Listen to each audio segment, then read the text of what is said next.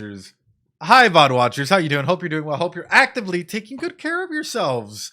I get worried about all of you. I actually get like I have nightmares about like you guys not taking care of yourselves. So I hope that you guys actively take care of yourselves in every way, shape, or form. And with that, I hope that you guys remember I'm a psychologist. I'm not your psychologist, so please seek mental health help in your area. I know some of you guys are going through some tough stuff, and you guys are like, dude, like I'm just trying to go ahead and vent. We have a venting channel, it's there for you. Use that in your capability. But no, it's not a replacement for therapy. Therapy is extremely important. Mental health care is extremely important. So please seek out help in those areas as needed. And with that being said, I'm excited. I love Gingy. I love Gingy. Gingy is great so far, and I have a feeling that we're about to see a throwdown between Gingy and Design. And my opinion is, I think Gingy has hands. I think that Gingy has hands and probably legs as well, for being honest about it. And will probably like I don't know, surprise us, like absolutely like take us through a stroll of it.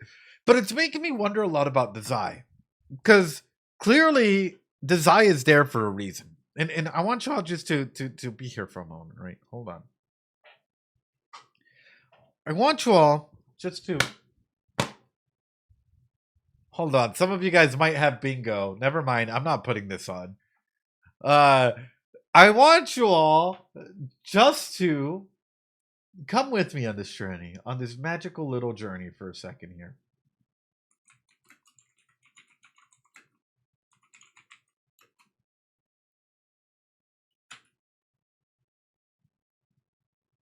Okay, hold on.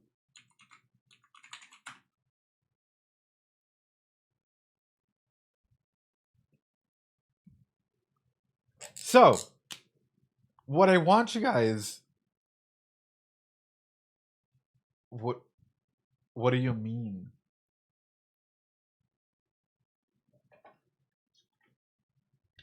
What I want you guys to wonder a little bit about in particular is, why did Dazai get captured? Why is Dazai captured, right? There's a couple of thoughts that come through. Like, number one,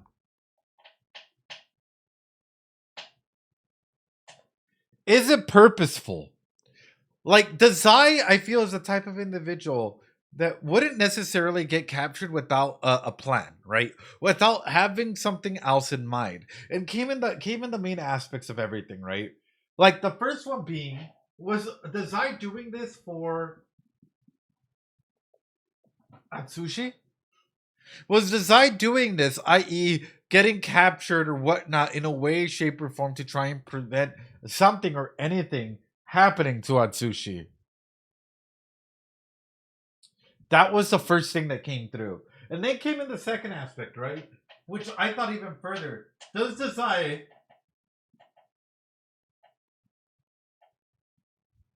have a dead man switch? Considering how he could easily have escaped at any point in time, and he's been rage baiting everyone, Aku, our TB man, or Jinji, does he have a dead man switch? I.e., if you do anything, yeah. A dead man switch is a classical aspect that a lot of spies, your high level individuals, whenever they get captured, have. Essentially, what it means is, if I'm to go down, I have information that will ultimately bring the destruction of your organization. I will leak it if I'm not alive in the next 24 to 72 hours and my presence is not detected. All information will be leaked. That is called a dead man switch. And it's often used by individuals that often feel at peril, that often, spies, individuals that, like, if you ever want to go ahead and bring down an organization or stuff like that, right? That is what's called a dead man switch, right? It's often used, or as well, if you play Call of Duty, if you die and a grenade explodes along with you and you take out the person that kills you, usually, right? So I'm saying this with the whole reason, or is it twofold, right? Is it twofold, right? It's designed doing both in a big way to send the message to the port mafia, and even more so, is this message to try and find out what's going on. Because this is the perfect opportunity. Yeah, exactly. Exactly. This is the perfect opportunity for Dazai to start digging in and start finding out the real workings as to what is going on and why is Atsushi being targeted. Like, why is Atsushi being like? How do I put it? Why is Atsushi like having a bounty on his head in any capacity? That is where it starts to come in. Is how much further ahead is Dazai in all of this? How further ahead is exactly Buttery? Which is leading me to believe that the Port Mafia is not the root cause. The Port Mafia is leaving us with the anticipation,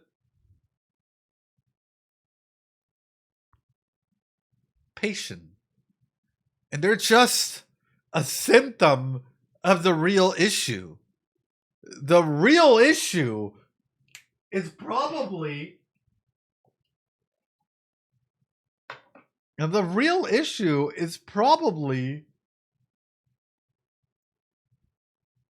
I know I'm over here just absolutely, absolutely breaking apart here at the seams. The real issue is this. The real issue is this. That's the real issue. This is Bronfenbrenner's ecological theorem, otherwise known as, if you memorize this and this comes into your dreams, and congratulations, you get a head pat from Ed. Because this is one of my favorite theorems, and it always talks about how outside influences start impacting our innermost circles. So, what is at a higher level than the Port Mafia? What is out there in the world that can go ahead and influence this in any capacity?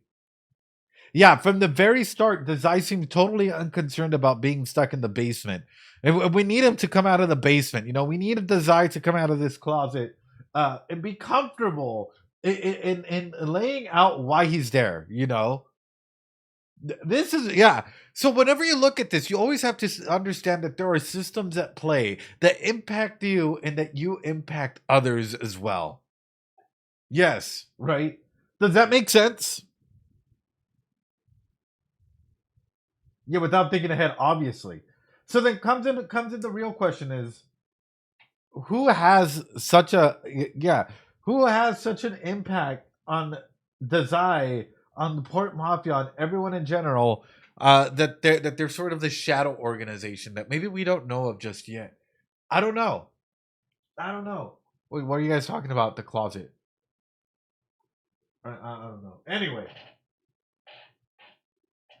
I bring all of this up so that you guys can start thinking about this as well. I might be wrong. I might be overcooking. I usually am. I usually am. But for me, I look at this story, and the first thing that it's settling on is this: is how far ahead is Dazai?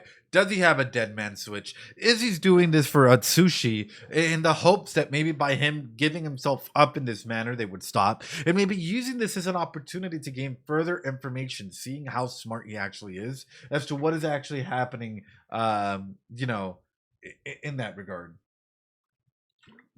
Like inside the Port Mafia. Again, I don't know. I don't know. On the flip to that is, if that is actually going on, how far into Jinji maybe starts realizing that there are bigger fish to fry, and right now there might be, like, I don't know, like evil Ed in the background, just like waiting for the destruction of the Port Mafia and the agency to happen before they step in and they can gain prize, right? If I was evil Ed, this is what I would be. This is what I would start planning, right?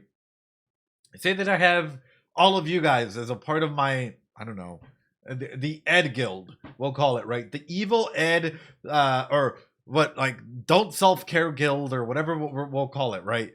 Like, all of you guys are a part of it, right? We're all a part of evil versions of ourselves. We have evil Rainzawa. We have everyone in here, right?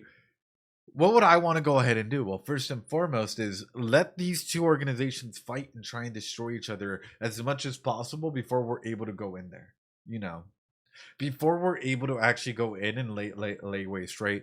And even with that, I would try and make sure that all of us have our abilities in check and ready to go ahead and use and capture what we need done.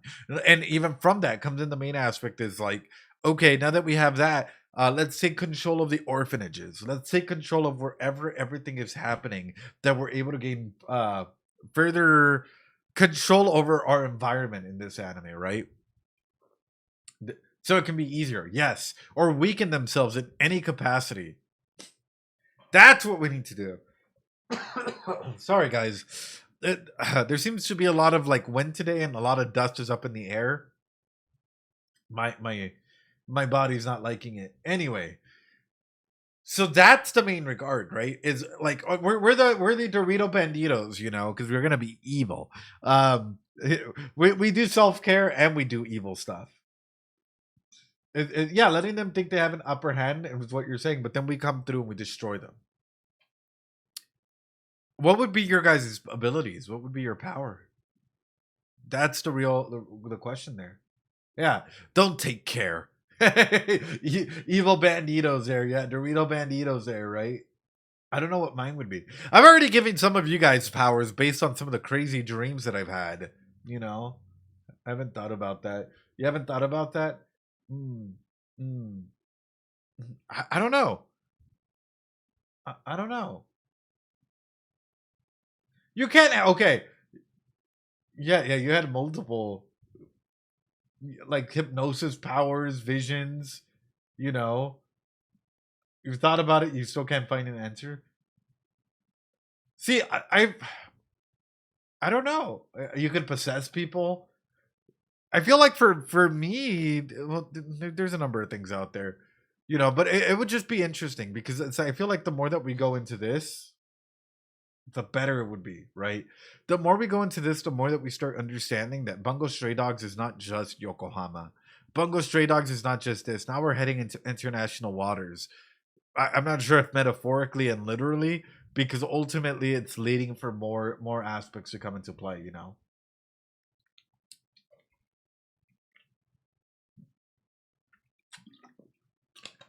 And what? I have the ability to like judge crimes and punish you. Crime and punishment. Whapa, right? Summon Moby Dick. Wow. I don't know. At this point in time, I'm just making shit up, right? Because my power would be taken from the novel. Yeah, Ace Attorney, you know, judge you accordingly. Just hit the paper a couple times, you know. Oh God. But no, important to talk about, important to realize altogether. And I guess comes in the other aspect of things, right? Yeah. Well, well, comes in the main another question altogether, which is, I'm surprised that society in of itself has not taken arms against the individuals with abilities, and that they have not been cannibalized by society in general. Um, Straight up, the reason being is because society fears what it does not control, and if society cannot control individuals with abilities and they come through and they're doing all this damage, I am so surprised that like there hasn't been a revolution or a fight against individuals with powers to try and go ahead and destroy them, right? Or to try and limit them in every capacity or bring them into full control of the government. Yeah, 100%. Do they?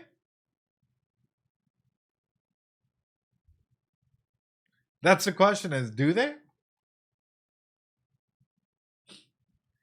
Because that's the thing is usually there's aspects of revolt like anywhere that you go into. There's a lot of painting in media and whatnot that showcases people are uncomfortable. I mean, people are uncomfortable with the status quo as it is today. Now imagine individuals with superpowers that can come through and kill anyone at any point at any time, and they can get away with it and usually not get caught because of their abilities.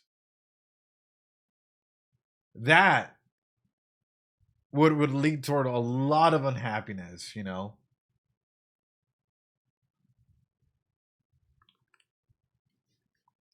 Anyway, with that being said, sorry, I'm going off the deep end here. Let's go right. It's a bunch of stray dogs. Let's see what's going on.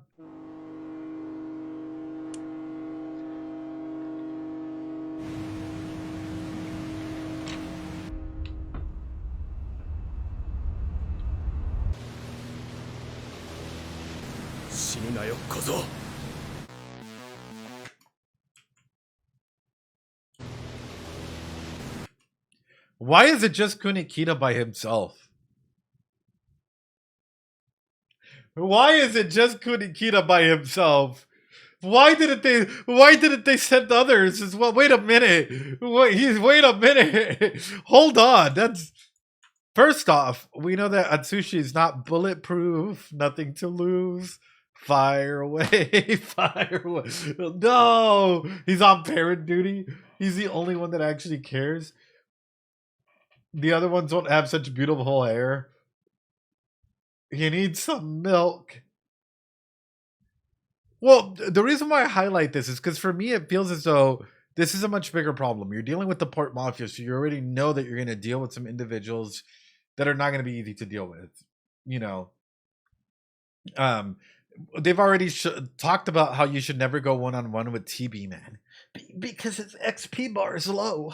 I need Atsushi because my senpai doesn't notice me. You know, so TB. So it's one of those things where it's like they've already mentioned that like he's pretty hard, not hard. It's pretty hard to fight against him, you know. So more than likely, like it's like you would always send two. You would always send a backup, you know. You would send two individuals to try and deal with, you know, whatever they might throw at you. Like in this instance, I'm like, okay, we know that he's injured. What about Yosano? What about Rampo could be used for the other case, so I wouldn't necessarily say him, but what about the others, right?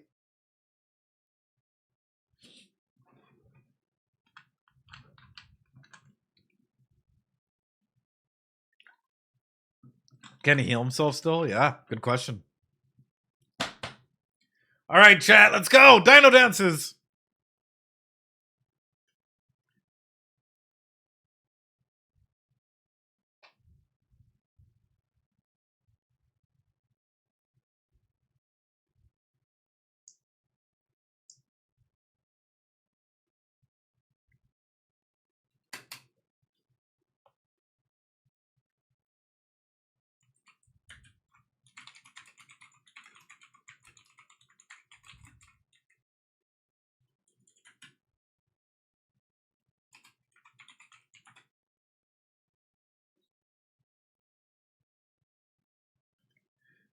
Wow, thank you. That's exactly what I wanted to see.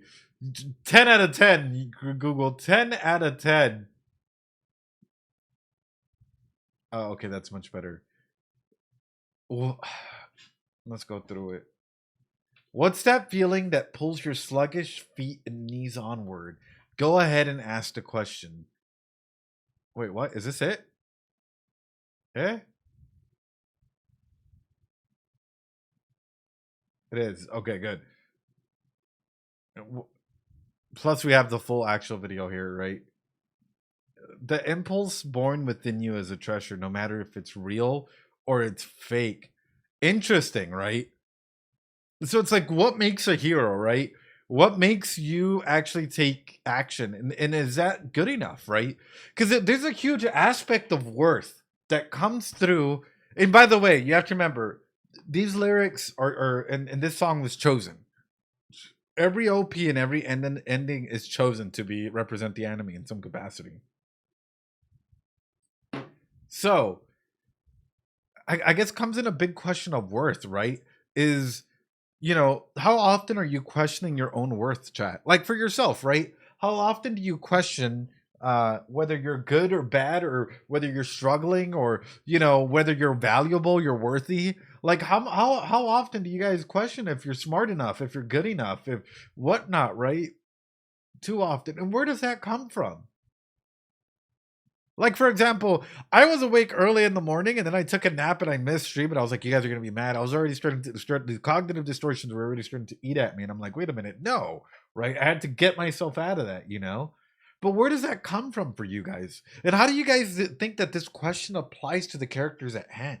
Like Atsushi, the Zai, and all of these individuals. How much do you think that they question their own worth based on not only their trauma and their experiences, but also on if they're worthy enough to be loved, worthy enough to be a part of this gang, worthy enough to even have the abilities that they have. Just take it along, oh my carelessness. I don't mind if you steal me away. To the limits of this fantasy, even if it's nothing but a dream. It seems within reach, but somehow too far away, so make some noise. Are these empty days gonna start shining bright? Oh.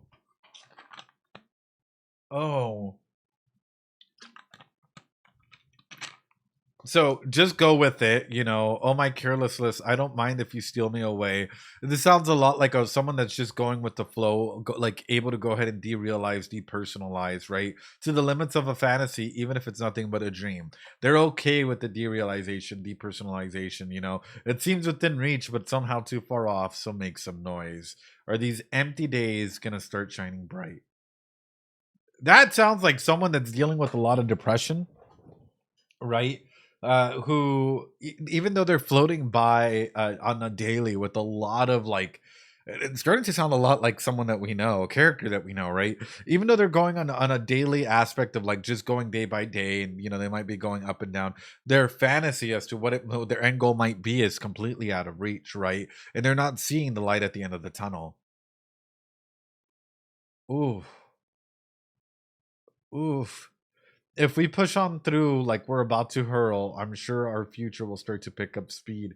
Even if this moment in time becomes frozen, there's no stopping this breath. So where's my worthless reward? Ugh! It's like belonging even in a rough spot. Yeah. It's like trying to find a sense of belonging even in a rough spot.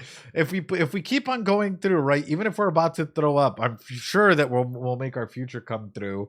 You know, even if this moment, right? Even if we were to freeze, right? There's no stopping it. So where's my worthless reward? It's all worth nothing.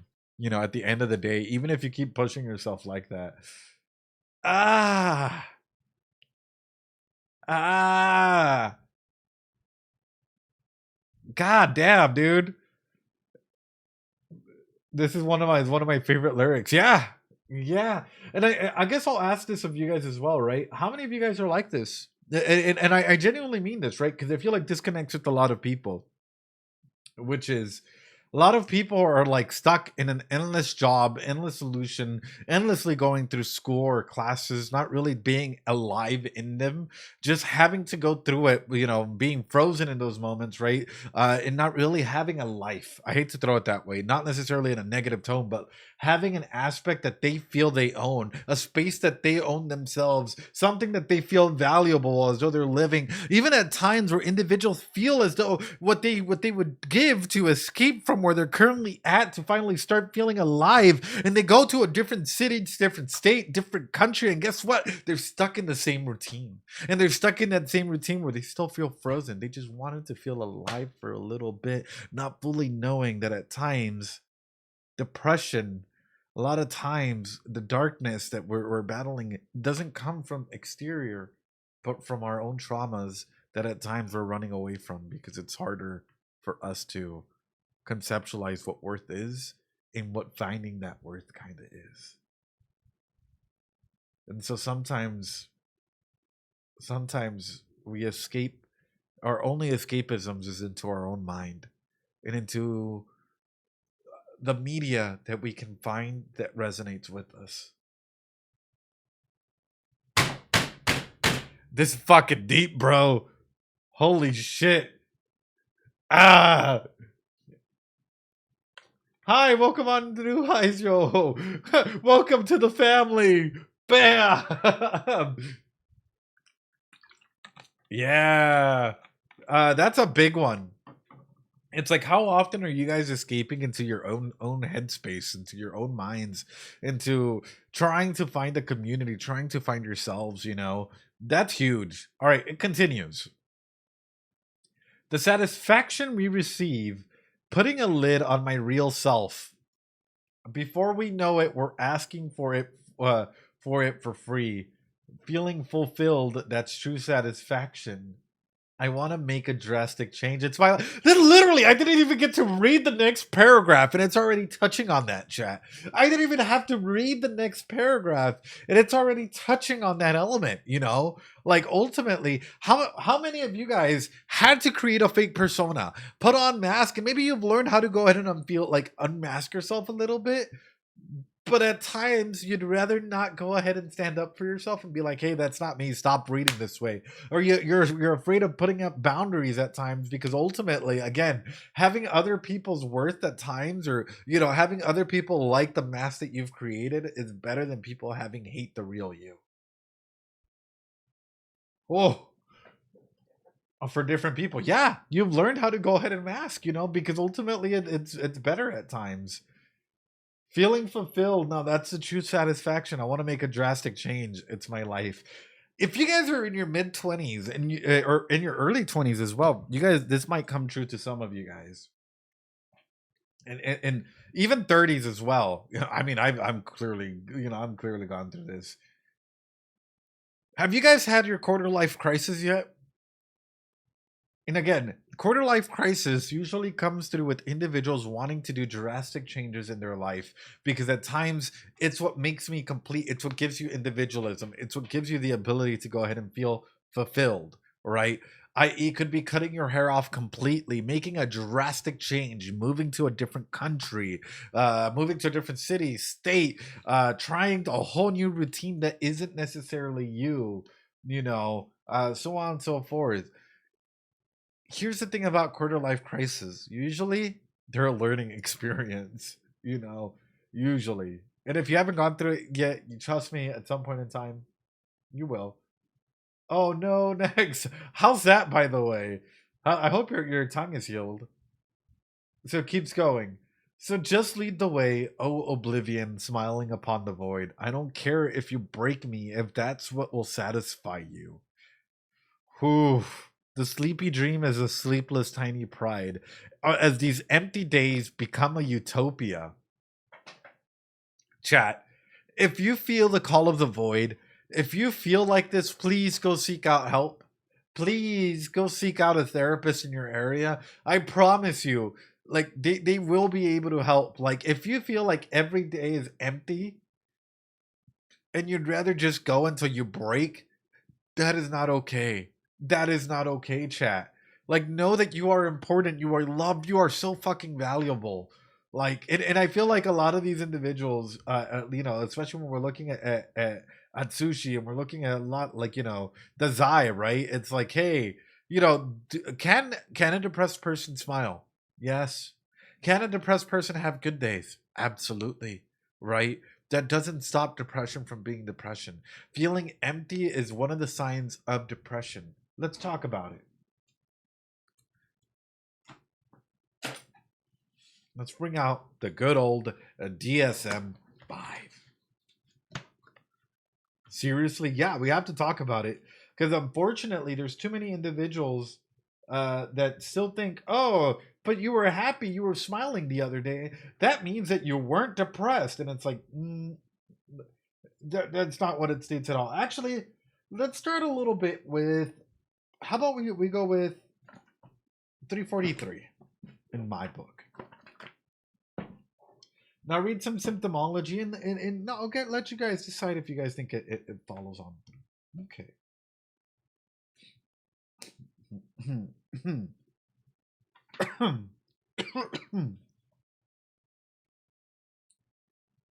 Presence of unreality, detachment to other self or social avenues, um, feelings of being like outside of one's body or as an observer with respect to one's thoughts, feelings, sensations, bodies, or actions, different perceptions or distorted sense of times, unreal or absent self, dreamlike foggy feelings, usually visual distortions as well.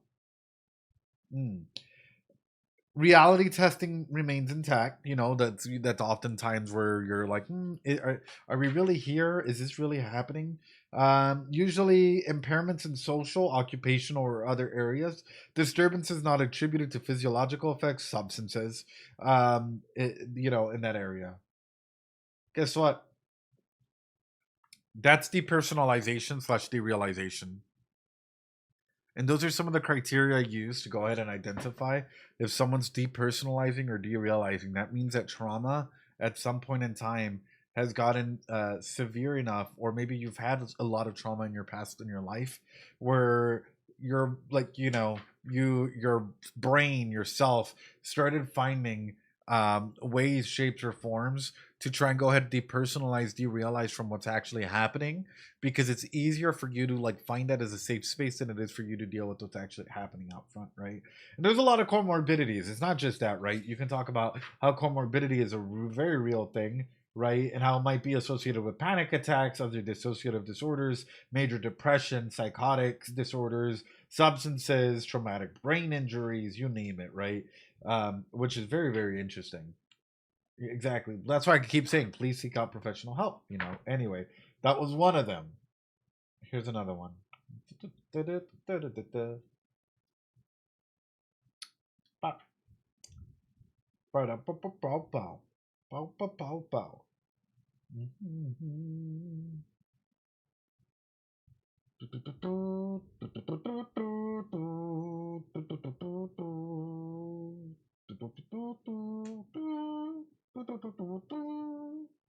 All right, let's go with this one. We'll see. We'll see if you guys are able to go ahead and catch this one. All right, chat. Pop quiz. What am I talking about on this one? You ready? Diagnostic criteria. 5 or more of the following. Okay. 5 or more of the following that are present during the 2-week period. Okay. Number 1, depressed mood most of the day, nearly every day, as indicated as either subjective, feeling sad, empty, hopeless, or observations made by others that appears tearful. Uh, Irritable mood is often described in children and adolescents. Diminished interest or pleasure in almost all activities, i.e., you can't find fun or you can't find joy in a lot of the things that you're doing except for your circumscribed interest. Circumscribed interest, for example, would be like Bungo stray dogs, that being the only thing that you're really interested in, right? That's exactly why I think, like, when we look at this, we have to understand it. All right, so guys, um, tell me about it. What did you guys get out of it, and what do you guys think the diagnosis is?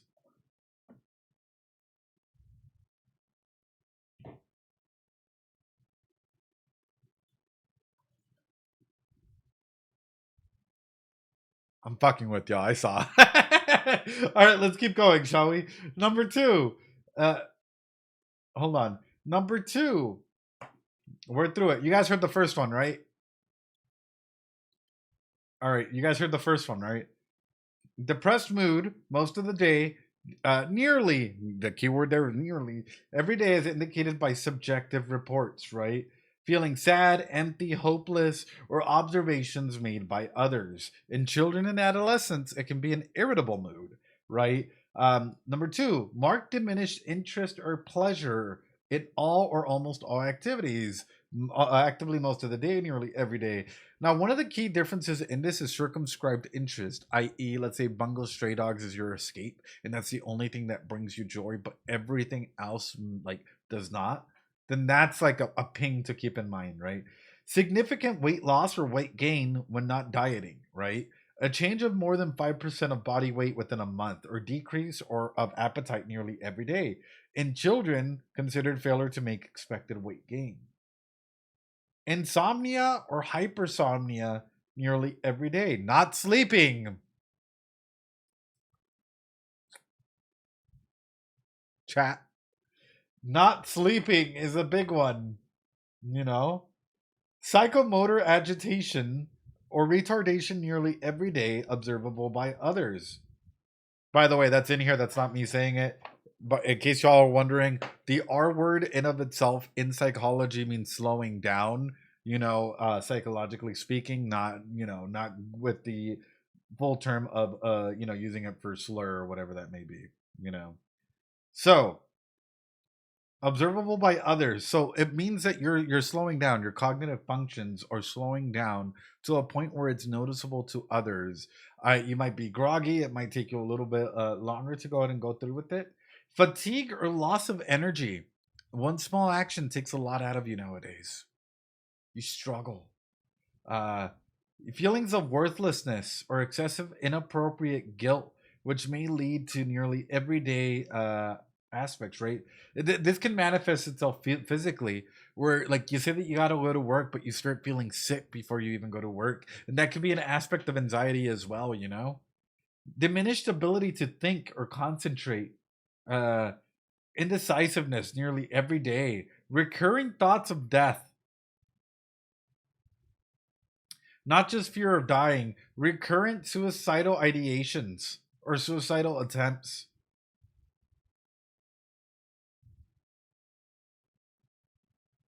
The symptoms cause significant distress or impairment in social situations. They're not attributed to substances. Correct. This is major depressive disorder. Now, chat, who have we seen this with? Who have we seen some of this stuff with? Even though they smile, even though they joke a little bit, even though they, at times they can be funny. Yeah, the Zai. Yeah, exactly. Exactly. The Zai and me. So I highlight all of this because it's important for you guys to know sort of what's going on, right? And if you've seen it in yourself, again, please seek out professional help in your area. You know, by the way, there's differential diagnosis. There's always literal pages and pages as to what else it could be. Adjustment disorder, sadness, bereavement, comorbidities, persistent depressive disorders. There's so much aspects and things out there, But I highlight it because I want you guys to know that when we're looking at this, at times it can be a huge reflection onto ourselves. And for me, this is sounding like someone that's depressed. This is sounding like someone that's dealing with a lot of depression and darkness in their life, that maybe they're trying to find a slow but sure way out. All right, shall we keep going? Here we go. Oh, these empty states become. I feel like throwing up. Everything's so out of place in this world. Not to mention this foolish addiction to fantasy. Imagine living in this world free of delusion. It's boring, isn't it? So, how do you like the wild world we have now? Ooh. Ooh, again, would rather stay in the fantasy than actually go out and like have to deal with reality, right? It's like we're stray cats. Ha, illiterate house cats. Where did we come from? Where will we go? So give me that trash candy. Give me that trash candy. I feel like throwing up. Everything's out of this place in this world, not to mention this foolish addiction. Imagine living in this world free of delusion. It's so boring, isn't it? So, how do you like things now? If we push on through like we're about to hurl, I'm sure our future will start to pick up speed. Even in this moment in time becomes frozen, there's no stopping the spread. So, where's my worthless reward? Damn. When the Depresso Squad pulls up in Bungo Stray Dogs, now we know what they're talking about with these lyrics. Trash candy is probably a metaphor, yeah, to how one feels. It's a dark, dark lyrics. All right, hold on.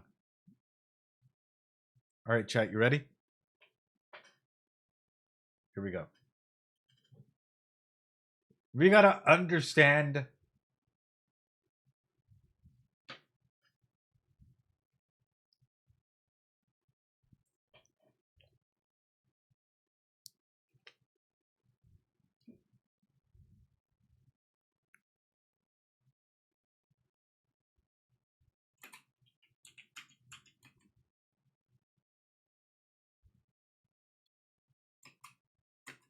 First off, I love the whole laser aspect of things, kind of like a rock show, but also because, in case you guys didn't know, there's a lot of laser treatments that are currently being used for depression and like severe depression. I forgot the name of it, but yeah, there's a lot of laser treatment currently out there that is currently being used to go ahead and stimulate and do stuff like that. So it's kind of cool. Yeah, yeah. Not like like these party lasers, but like laser treatment out there, which is kind of wild to think about. Let me pull it up real quick. I just want to make sure. I never want to go ahead and state something without having the backup for it. You know.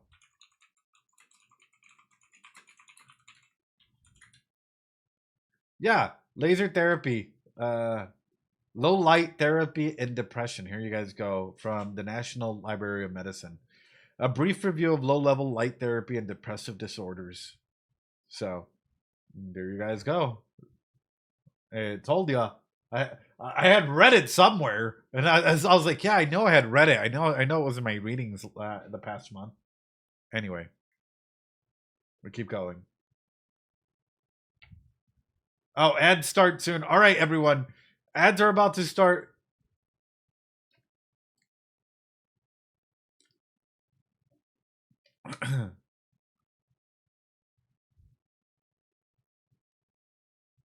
Interesting that it's a kid, though, right? Interesting that it's a kid that's walking through. Like, kid usually, like, you want to go and showcase innocence, right? But if you're talking about such dark lyrics, oftentimes a lot of kids, they get trauma at such an early age that this is sort of what impacts them as an adult, right? Whether it's abuse in whatever nature that may be, right? Or more. Yeah, exactly. All right, our ads are starting here. So we're gonna take a quick little break while ads run on through. Yeah, don't worry, I'll wait. Ads are running. No worries. We'll wait, ladies and gentlemen. Ads for 3 minutes while this is going on. All right. Aside from that, for those of you guys that are listening and still here, hi, I hope you're doing well. Hope you're taking care of yourselves. I'm going to go ahead and open up some packages that I got today. I got a lot of packages. So I'll be opening up some stuff while you ads are going on. I hope you're all okay with that.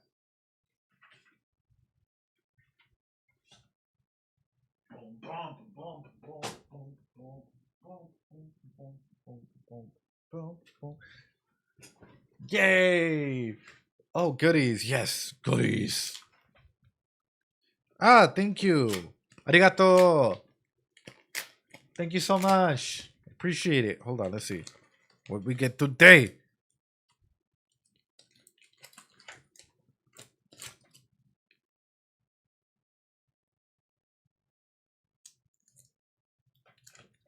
Oh my goodness. So much.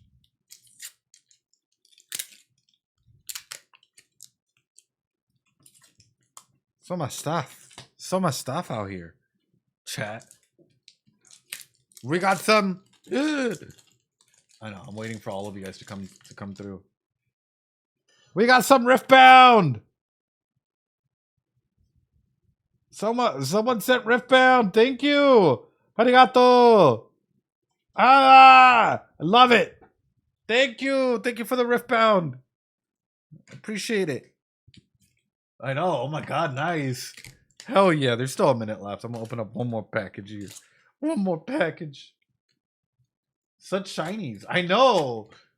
Amazing. You guys know that I absolutely love Riftbound. Oh. Oh! Arigato!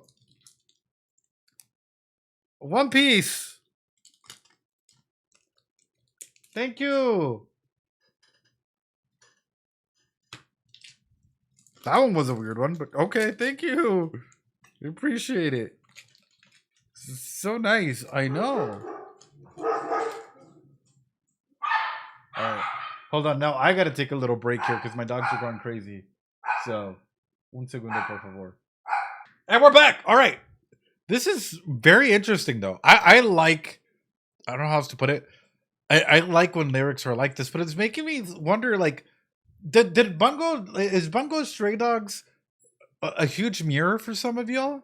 Where, like, with these lyrics and stuff, like, for me, it kind of gets the feeling that Bungo Stray Dogs may have found you guys a home, but at the same time, it's so, like, there might be moments that are so dark that it's just, like, so depressing. So it depresses you and it also heals you. It's relatable. Yes, perhaps, yes. Oh, oh, yes, yes, it does. Wasted bandages. Oh God. Exactly. I had a feeling. I'm like, y'all relate to this probably way more than.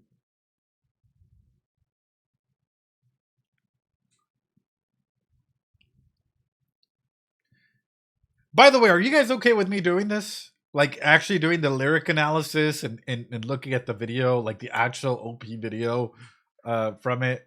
Because I'm not sure. Some people are like, just get to the fucking episode. I can already tell there's like going to be a very interesting response at some point in time, you know? Okay, well, thank you.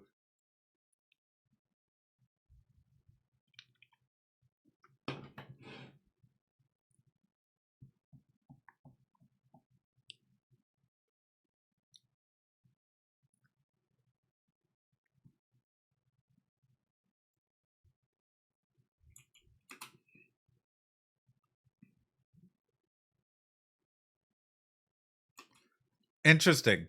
So the child's not in white, so not necessarily innocence, but red, which what does a red flower mean in Japan, chat?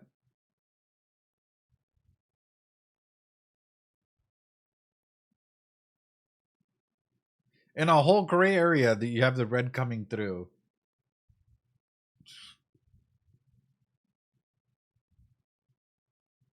Mm, mm, that's interesting. That's interesting.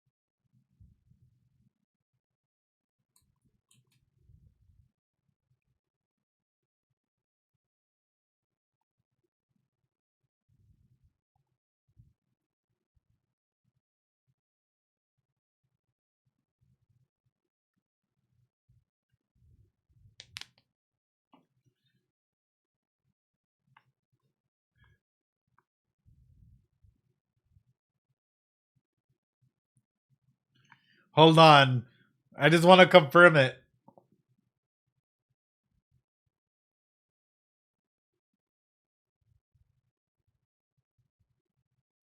I want to confirm it. Hold on.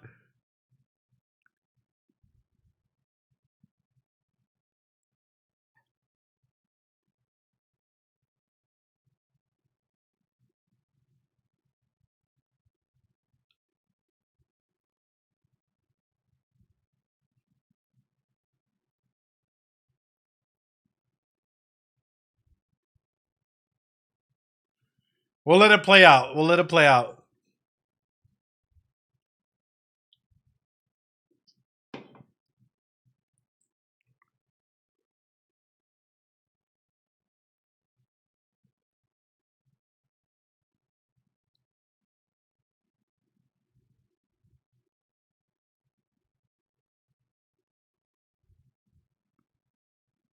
Wow.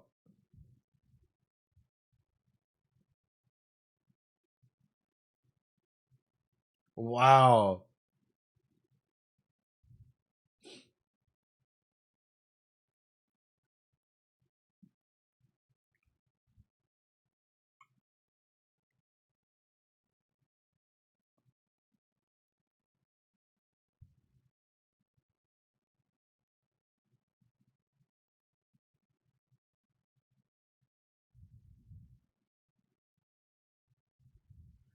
Oh, the guitar. Oh, god damn.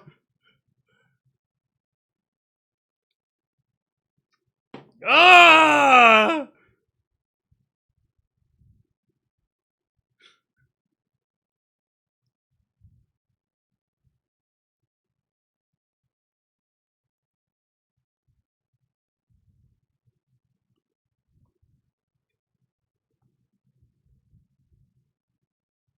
Oh, is that it?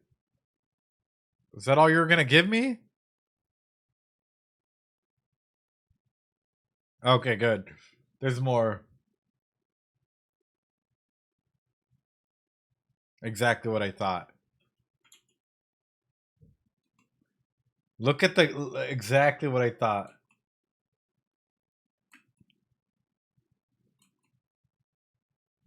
Exactly what I thought.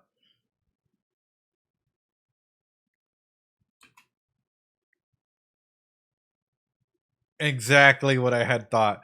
The entire time, right? And look at the faces of the singers, right? Of the band. As she's crossing through, they're giving her the stink eye, right? Like they know, because that's the thing is like sometimes depression and death and all of this stuff can come on through and be like look very soothing, look very appealing for a lot of people, right? Because for a lot of people, it's their only way out, and oftentimes, especially if you're in the industry, you hear a lot about like people being attracted to certain substances and things who, yeah, gently hold open the door up, plushy. Yeah, they both recognize it, which is interesting because they could just keep walking ahead. We'll go back. This is great.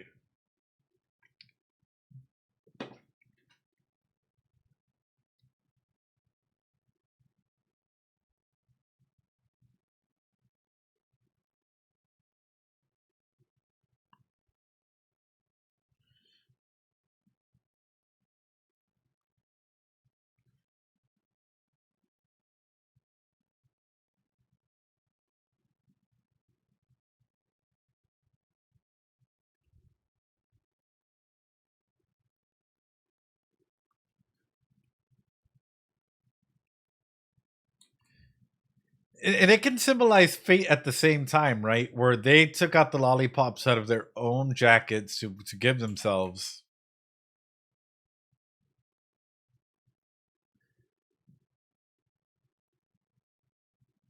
as opposed to others giving it to them, right? As opposed to,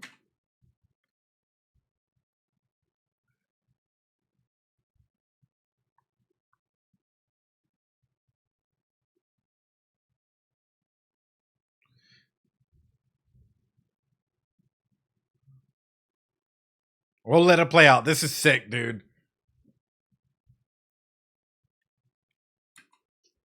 Which is interesting, right? Because one of the big things is like you can consider her fate slash death going on through, right? And if you think about design this way, like a big aspect of suicide is a lot of individuals for them, right? Is trying to take control of their own destiny, their own selves, and at times the only thing that they can control at that point in time is how they leave this world. And considering at the very end, they are the ones that put the lollipop in their mouths as opposed to waiting for fate or others to do it for them is kind of showcasing to me a very similar aspect to like how Dazai is trying to go ahead and finish his work in any capacity possible, but yet fate keeps dragging him back out. Yeah, ends up harming. Even from that, you take a look at all the people. Also, that sushi moment in there, right? The one where they recognize one another, type of thing. Like, oh, I know your little callback in there, which is nice. But this aspect of like temptation of fate of whatever may comes through, it's always come through. Yeah, has to eat that pistachio. Exactly, always comes through very tempting. And the first thing that you see is an old man, which a lot of people just dismiss. Oh, it's old age. Oh, they're going after candy, whatever that may be, right? It's normal, right, for them to apparently meet this young girl that offers him candy and whatever this may be. The next one's a couple. And then it's a lady praying, or lady like asking for something or praying for something, which if you think about it, what are the three most common types of individuals that take their lives? Elderly, you know, at times couples that are going through a rough time financially, with their parents not allowing them to date one another or whatever that may be going. Unfortunately, there's a lot of stuff out there. So young people, and then you also have those individuals, especially like parental figures that have lost a kid, that are usually like very much into their whatever their religious practice may be. When you look at children, you view innocence, so you let your guard down. But look at this, right? Elderly. Oh, if it's gonna come through. Then the other one and the other one. So it's very interesting. And then of course rock stars, right? Like very common to see instances like this for individuals dealing with depression, if you want to go out and label it like that. I just think it's interesting that they chose this aspect and they chose a bear and all of these elements to like let our guards down as a viewer to just see everything come through. Interesting, very interesting. Cool. Well, did you guys take anything new away from that? I hope you did. When she gave it to the older, was a sign of maturity growing up really fast because give candy. The oh my goodness gracious, I just can't bring myself to close up and be like tossing a baby off. Oh, yeah, that was awesome. I'm glad. I'm glad you guys enjoyed it. I think there's a lot to it, right? And it definitely recontextualizes the opening here. Oh my goodness. And it's interesting because again, the Zai's jumping off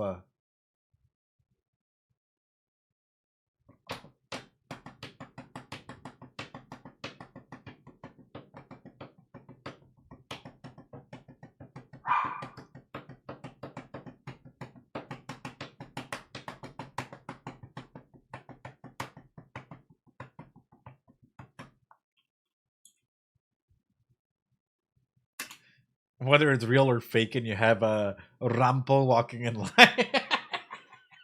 I think we know which one's real, which one's fake. Thank you, OP. Dude, whether it's real or fake, yeah.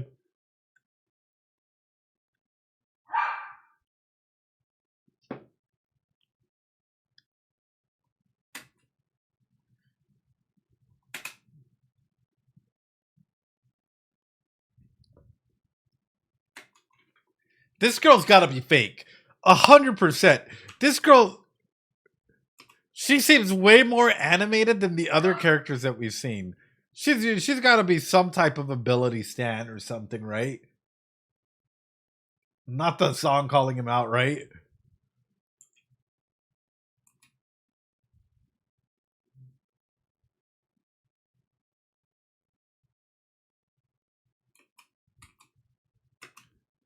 Watch her end up being like, an actual part of this man's ability or woman's ability. I don't know what it is, right? A type of like, bah,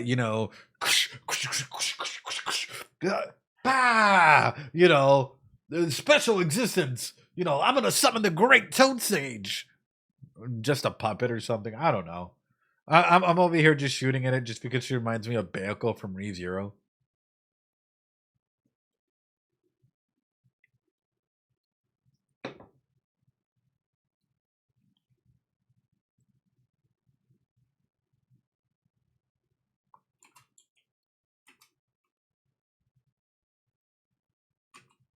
I like how when are these empty days gonna start shining bright? And you have the three people that like, seem to be most aligned in the Port Mafia or like, have connections in some capacity, opening up their eyes. So dramatic. I love.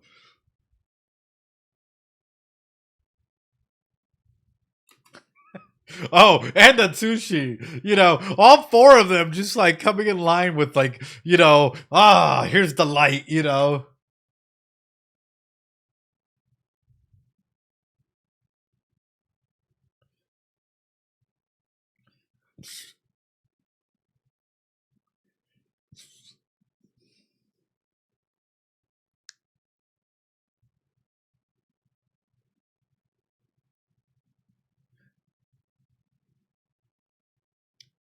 All right, here we go, chat.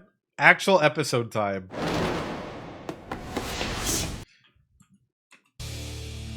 Now you see, him throwing off his jacket like that is actually an aura farming mood. That's an aura farming move that you can immediately tell that Jinji does for an aspect of to try and understand, because my main thing is, yes, I get it. Sometimes you want to go ahead and liberate yourself. If you're going to fight, you want to have more movement, more mobility. It makes sense, although at times you can use heavy equipment or heavy jackets and stuff for your own benefit as well.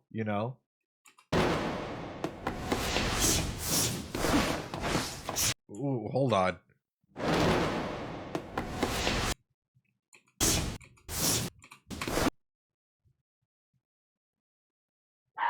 Jinji, we're gonna need to have some conversations on actual fighting stances here. Hold on, Jinji. We're actually gonna have to have a conversation on fighting stances here. See, when someone's leaping forward, you might have whatever ability that you have in the world, right? But if we were to strip away your abilities and go hand to hand, right here, a front kick is all it would take to literally throw you back and potentially like break your ribs. You're leaving yourself too open. Here's the main thing about this, right? You have many different types of kicks that you're able to come on through, right? What Jinji is doing, and this is what they teach you in any martial arts, right? Is understanding how much of a frame you give yourself forward, right? So if we're going on through and I'm giving you this much, I'm giving you like 99% of myself, right? So the Zai, all right, simply, I know he's retreating backwards. All he needs to do at this point in time, if they have no abilities to like do it forward, is legitimately just kick forward. I'm not gonna do it because then I'm gonna be letting the dogs out. You know, and you guys are gonna be seeing my toesies. But that's the main element is you're looking at this, which is also showcasing a lot about fight psychology. For me, it's showcasing that the Zai is not taking this seriously, right?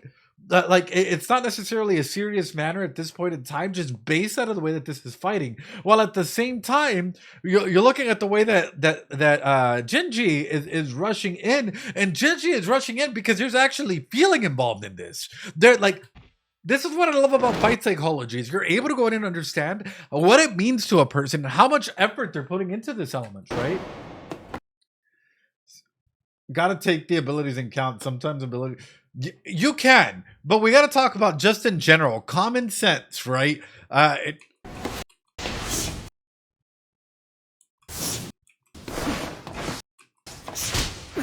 That's what I thought was going to happen. He's too open, right? And look at how, like... That's a judo throw. Oh, or a hit. Okay, so I'm guessing that's his ability or his power or something like that, right? Even with that, though, here's the fun slash messed up part about all of this, right? There's a reason why he's too open. How far before it starts breaking you down? You might be the world's strongest person, but if you're still getting countered, that does something to your ego. In fact, it starts fucking you up pretty badly. If you consider yourself a really good opponent, really good at fighting, and someone is countering you, and someone's grabbing your hand like a child. Like, I did this to someone at an amateur UFC event that was held here a couple of years ago. And after that fight, they never fought again. Because I caught one of their punches and I judo slammed him. Because they were embarrassed. I want you guys to consider that, right? There is a psychology to fighting, and it's not just, oh, cool punches, cool everything, right? It can be like there's a lot of ego involved in stuff like that, right? No, 100% for real. Like there used to be a lot of stuff out here called like desert rages, right? Which is essentially like one giant UFC fighting cage that they would throw up, and then they would just throw a bunch of amateur fights to go out there and go through, right? And one of the most like embarrassing moments out there is if a person's able to grab your punch and like or kick and like throw you down and take you down, right? You're not kicking fast enough, you're leaving yourself too wide open, and that means that you're too slow. So there's a lot into that. And you like, even if you counter, right, it's still like, oh God, right?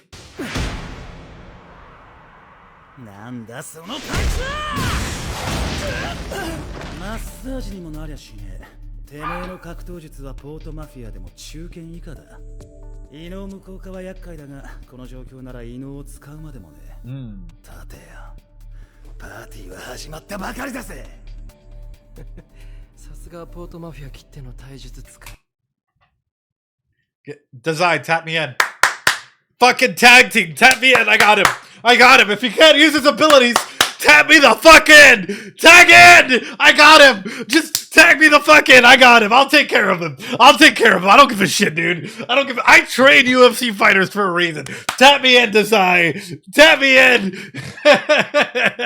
I'll put him in a leg lock. I will literally put him in a triangle hold, not because I want him between my thighs, but because I'm pretty sure it'll get him out, you know? Pretty low, below average. He's a top martial artist. What? Hey, yeah, not like that. You see, hey, all of you children, hey, look at a triangle lock. Look at a leg lock. Look at what a triangle choke does. All right, look at where it's at. ガードした腕がもげるかと思ったよ。寸前で腕を上げガードしたのか。攻撃を読まれている。And that's what I was telling you guys. I screamed. No. That's what I was telling you guys, is ultimately it does affect a person, right? Because you're actively thinking, like, what, like, if they're predicting my attacks, what do I do? How will I go ahead and go through this, right? 君とは長い付き合いだ。手筋も間合いも動きの癖も完全に把握している。 And this is what's fun about being like a sensei, is when you know, like, sorry, I'm pausing a lot because trust me when I say it makes sense, right? You get to know a lot of like movement, pacing, whatnot habits. What's funny is like when I teach, I take off my glasses because of course, right? I can't see. I'm like really blind. I can mostly see shadows. So nonetheless, I listen to where they're coming from and what they're doing. And it's always funny because like your breathing habits, right? Movements, pacing, little ticks and stuff that people do. It's like everyone's really predictable, right? And they get so frustrated. And especially as a sensei, like if you've grown up teaching, it's like you're falling into bad habits. Like I can hear you, like you take a short little breath, or whenever you're about to throw a strong kick, you do a type of thing, right? Because you're releasing that pressure in case you get a kickback. So it's very, very interesting, just the psychology behind what it means to fight. But at the same time, it can really create a very interesting power structure inside of that, you know? でなきゃ相棒は務まらない。だろ? 早い。だったらこの攻撃も読まれてるんだろうな。パンチってのはな、こうやって打つんだよ。Technically, that's how you throw an uppercut. A punch is more going this way. A jab is just straight up front. An uppercut, no matter where it's at in the body, it's still coming underneath on up. So little incorrect, Shinji, but I'll allow it. パンチってのはこうやって打つんだよ。動きが読める程度で俺に勝てると思ったが、最後に教えろ。わざと捕まったのはなぜだ。ここで何を待っていた。だんまりか。いいさ、拷問の楽しみが増えるだけだ。一番は淳君だ。Makes sense. It makes sense. I think the Zai has a bigger heart than he lets on. You know, it completely, absolutely makes sense. You know, even throughout all of this, it's like he cares about him. That's she. 君たちがご出身のジンコさ。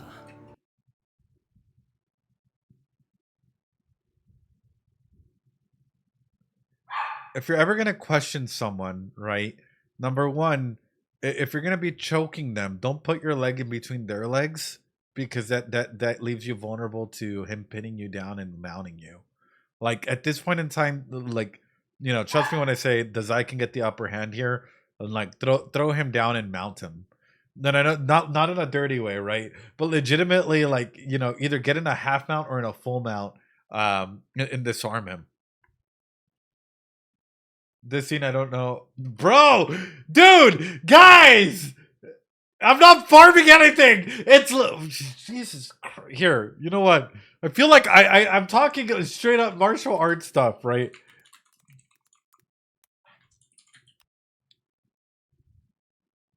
And you guys are immediately going into a... This is what I'm talking about, okay? Okay? Half mounts, chat. Half mounting them, right? You also have the full mount, right? Where they're on top of him like this, which I think this I can totally get to that, you know? That's yes. Malpensados niños, you know?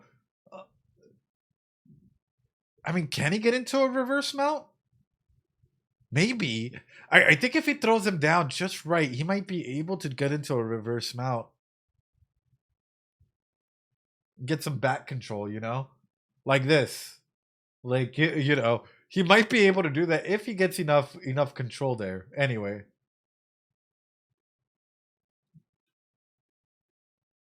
It's all jokes. Carry on, please.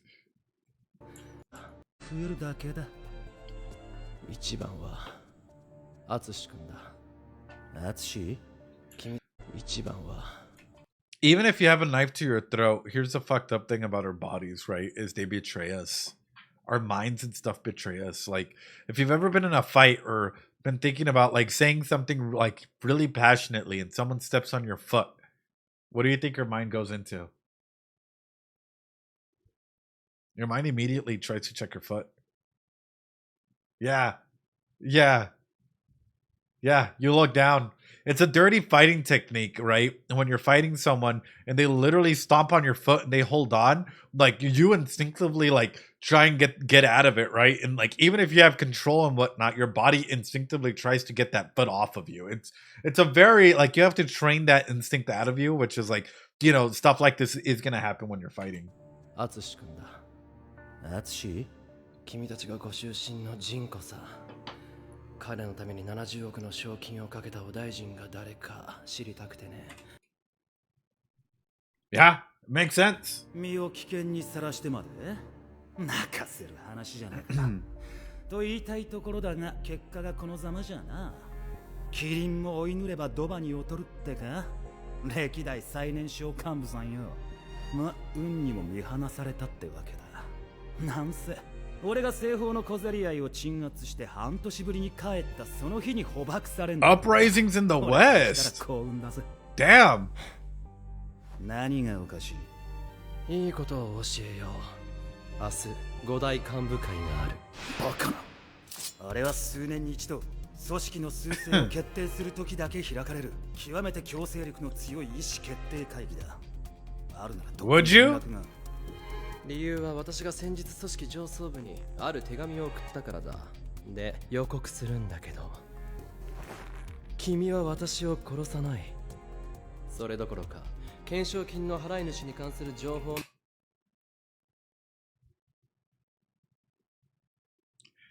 Don't tell me he fucking did it. Don't tell me he fucking did it, dude. Don't tell me he actually did it, bro. Yeah, because that means that the Zai has full control here. Not only that, he could have stood up at any point in time, but yet he doesn't. He's meeting him at his eye level, right? He's literally in a horse stance here, just getting a little choked out by Jinji, you know? I mean, the Zai is into what the Zai is into. I'm not going to judge him, you know? But he could have stood up at any point in time.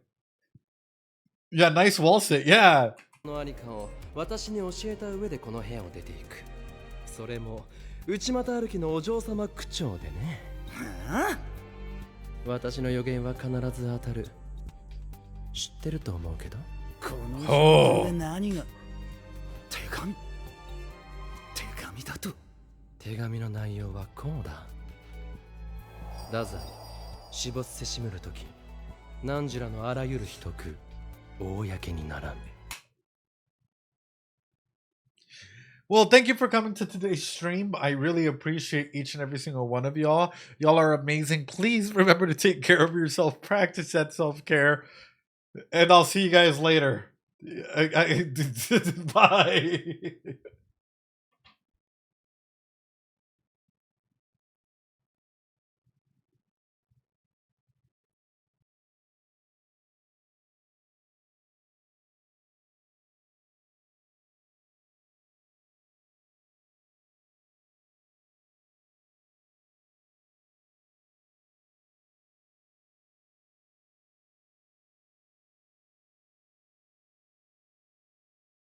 What the fuck?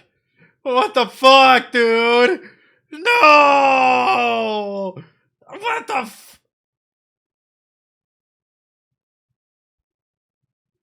Dude, that's insane. What the fuck? Dazai's on some next level, like, endgame stuff. That's insane. What? No. No. He legitimately just dead man switched it. That's... I mean... まさかてめえ元幹部で裏切り者の私を捕獲したけど上層部に太宰が死んだら組織の秘密が全部ばらされるよっていう手紙までついて Shit. 検事局に渡ればポートマフィアの幹部全員を100回は死刑にできる幹部会を開くには十分すぎる脅しだそんな脅しに日和るほどポートマフィアはぬるくねえ Bet. Bet. Bet. Genji, you sweating. Genji, you sweating. Bet.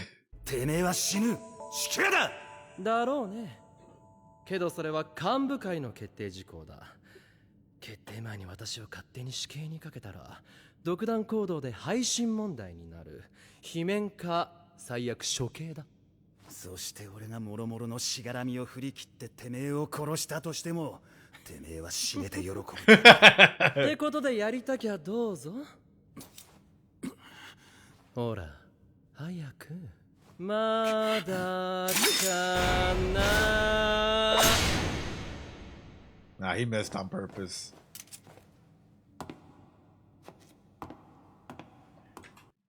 I love Dazai the Rage Baiter. I love Dazai the Rage Baiter. なんだやめるの私のせいで組織を追われるチュンやってのも素敵だったのに I feel like Dazai is just very good at like rage baiting and debates, you know? Like yeah, like Dazai would probably be like one of the best debaters out there in my opinion. Like he would be like the master debater, you know? I think Dazai, like, you know, just having him in a one-on-one conversation and then, like, trying not to get rage bait would be amazing. Exactly, 100%. Exactly. まさか一番は淳君だってことは2番目の目的は俺に今の最悪な選択をさせること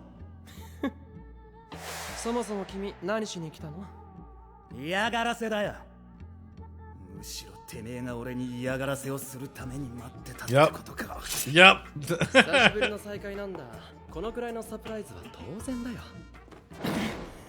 死なす絶対こいついつか死なす They're cute. I absolutely love their dynamics together, right?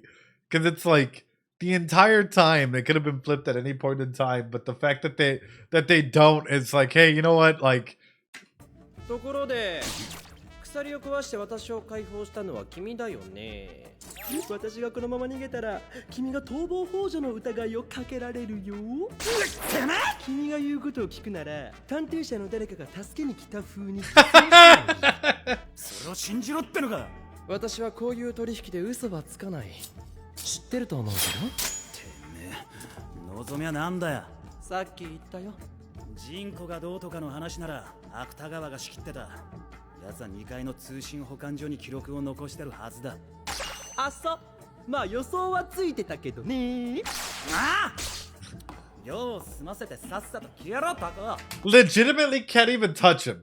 Like, it just Gingy's just like, whatever at this point in time. Like, I don't want to die. Like, it is what it is. I mean, if it happens, it happens. You know, this relationship between them is just very much like, I know you want to die. I don't want to die. Like, just do what you gotta do, man. At this point in time, like. そりゃどうもでも一つ訂正今の私は美女との心中が夢なので君に蹴り殺されても毛ほども嬉しくない悪いけどあっそじゃあ今度自殺志望の美人探しといてやるよ君実はいい人だったのかい早く死ねって意味だよバカ野郎言っておくがなだざいこれで終わると思うなよ二度目はねえぞ Watch. Gingy ends up joining a detective agency at some point in time or collaborating with them. Like, watch this end up being like a huge turning point where like we have TB Man and Gingy joining us and helping us out, and then being like, I'm not in here because I wanted to be. I'm in here because Atsushi convinced me. You know, like. 違う違う、なんか忘れてない？なんか忘れてないかな？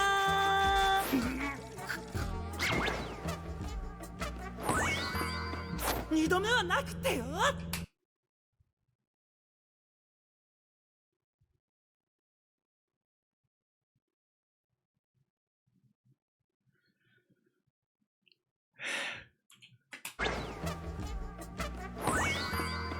二度目はなくてよ。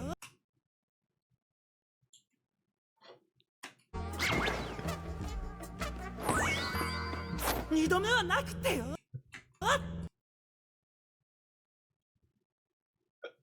That's my baby girl. Kimch. Oh no. Kimch just dropping that in like a, that's my baby girl.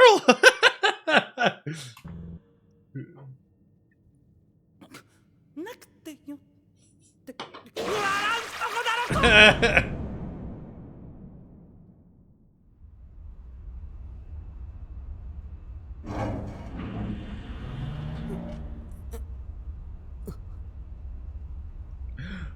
あれ、ひょっとして僕を助けに来てくれたの？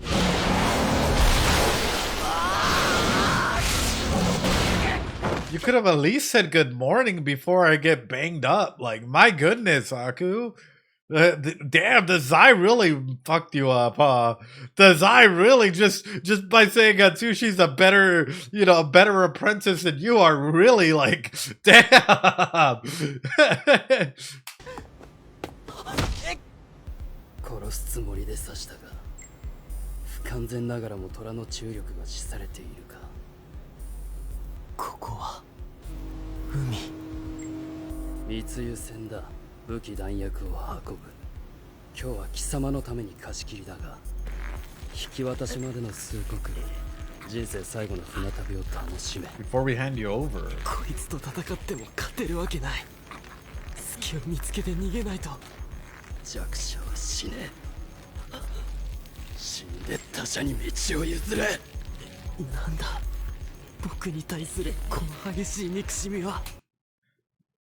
Well, you see, the reason, according to Steinberg's theory of love, is called infatuous love, right? With a paratemporal distortion. That's the reason why he absolutely hates you.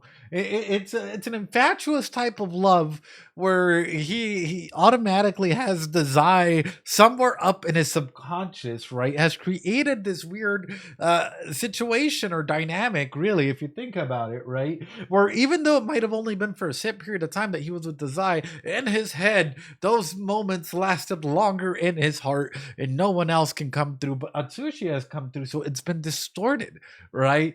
So all of this coming through has created this infatuous love with the paratemporal distortion in it. That is why he hates you, because he thinks you're replacing him. That's a yandere type of shit. Yeah, that is a yandere type of shit. There you go. Big words to try and understand where that's coming from. Well, it is propinquitous as well. So it's a parataxic, paratemporal, propinquitous relationship, technically. Because that means that, like, the attachment came through, right? The attachment came through and they bonded, and then from there, they put him on a pedestal. That's a lot of P's. It is. 僕に対するこの激しい憎しみは。外の世界に触れて心が動いたか、今日か。彼を逃がして。Oh, let's go. No! どん底を知っているか。あるのはおで、不臭、自己憐憫。遥か情報の穴から時折人が覗き込むが、誰もお前に気づかない。I'd notice. We'd notice. 一呼吸ごとに惨めさが肺を焼く。外でお前を待つのはそれだ、京香。ヤシャ白雪は殺戮の権下。そんなお前がポートマフィアを出て普通に生きると。ジンコ、教えてやるがいい。Damn. 誰にも貢献せず、誰にも頼られず、泥虫のように怯えて生きるのがどういうことか。Damn. 殺しを続けろ、京香。ポートマフィアの暗殺者として。でなければ呼吸をするな。無価値な人間に呼吸する権利はない。そうかもしれない。でもクレープ美味しかった。 She's the cutest little bean. Oh my goodness. And even at that moment, she's thinking about crepes. Chat. Oh. Oh. 国木田さん、もう気づいたか、探偵じゃ。今のうちに逃げて。この船は取引場所には行かない。ならばどこへ行く？どん底。 Oh. Oh. What a badass. She's like, nope. Nope. 逃げて。ジンコ！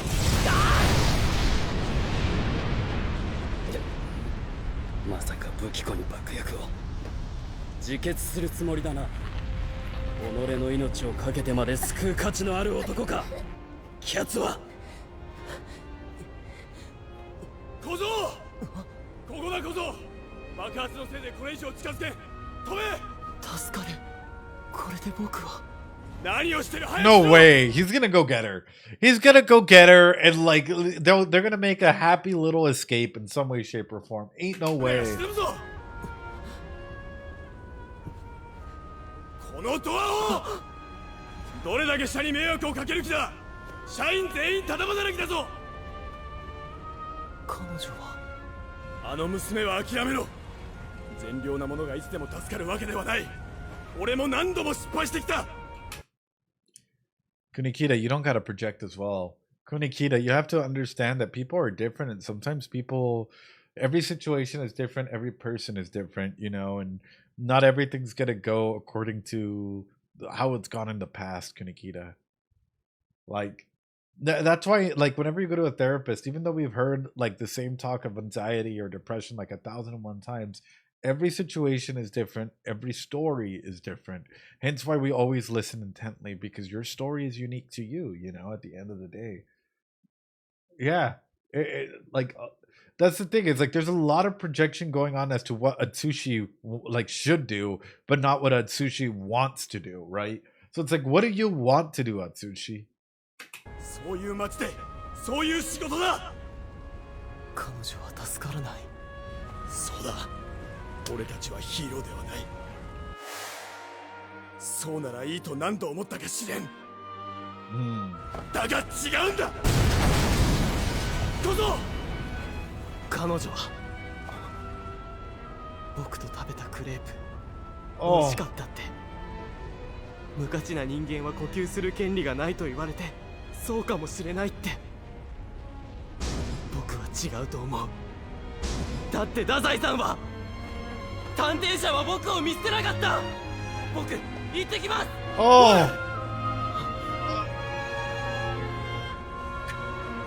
走れ走れ走れ。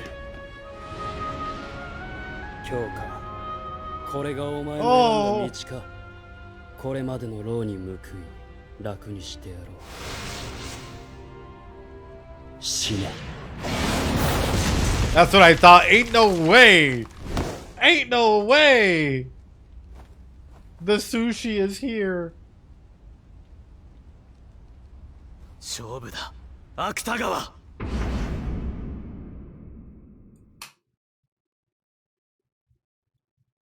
I love this episode so far. I love it because it really it really kind of showcases like how this episode is peak, right? It really showcases where everyone is at and how everyone is projecting their ideals onto Atsushi. It's like, Atsushi, you should do this. Atsushi, you should do that. You know, Ali, you should do this. You should do that. It's like, well, what does Ali want to do, right? What does Nevi want to do?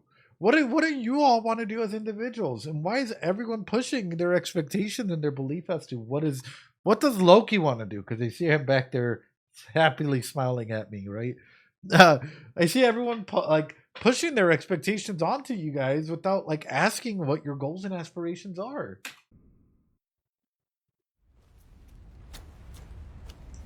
Oh, the little bean is safe. 今となっては気になることだが、貴様とはいずれこうなる気がしていた。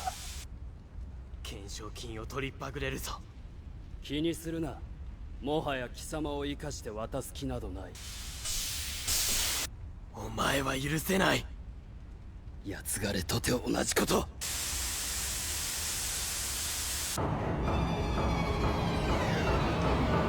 Can I join?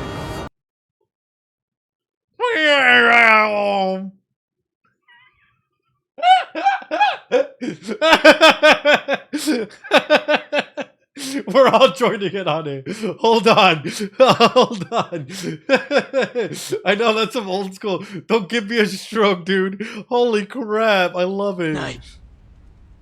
Alright, here we go, chat. We gotta type it right.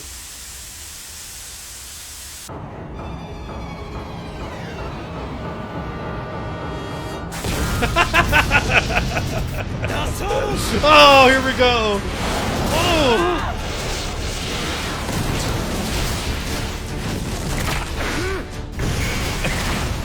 Oh. 前にも銃弾を止めたあの空間断絶か。Yeah. これがある限り攻撃が届かない。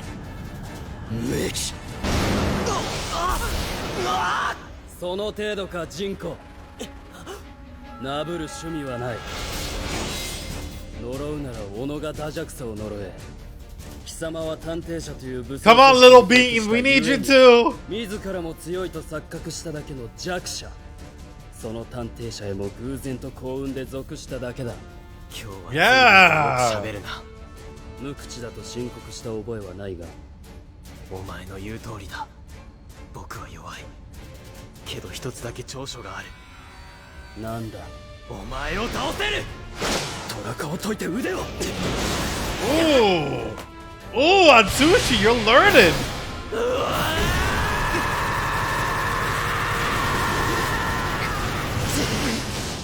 やっぱりだ。空間断絶のガードは発動時間がかかる。ならこのままスピードで押し込む。何？ガキの殴り合いには付き合えぬ。悪いがここから貴様の奮闘を干渉させて。 Oh my god, you're like a giant spider, Aku. My goodness, the way that you're like putting yourself up there. Yeah, bro, at this point in time, yeah. この距離は奴の間合い。なんとか近づかないと。 Sure, how do you do that though?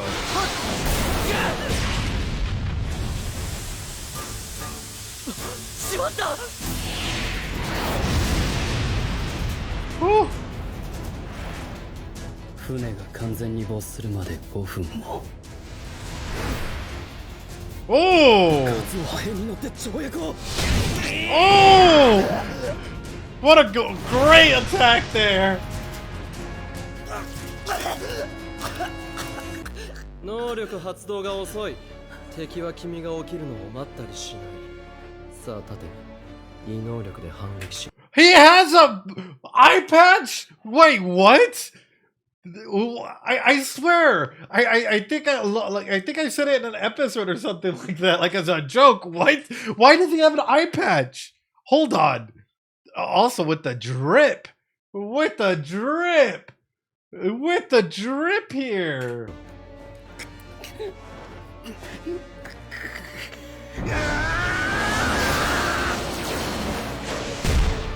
Whoa. その程度ではポートマフィアで生き残れないぞ。それとも貧民街の野良犬に。 Oh, the Zai just goes and picks up orphans and the Zai.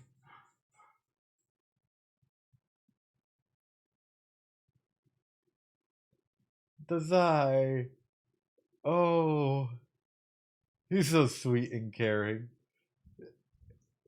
Well, you got to understand though, where does this come from, right? Power imbalances at times, yes. Oh, all right, hold on. We're gonna take a quick little break here, and then we'll continue. Sorry, chat. Got to take care of something.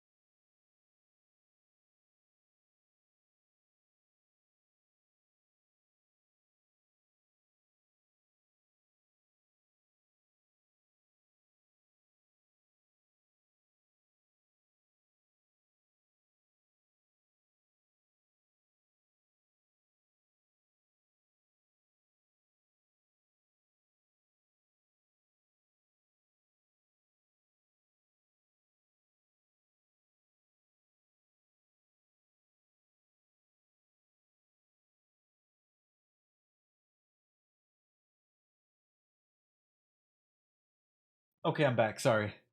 Are y'all ready? Being a stray dog. Title drop? Is that a title drop? Chat, is this a title drop? Being a stray dog in the slums? Oh, I love it. You said the thing. All right, y'all ready? We'll back it up just a little bit here and we'll continue. 戻りたい。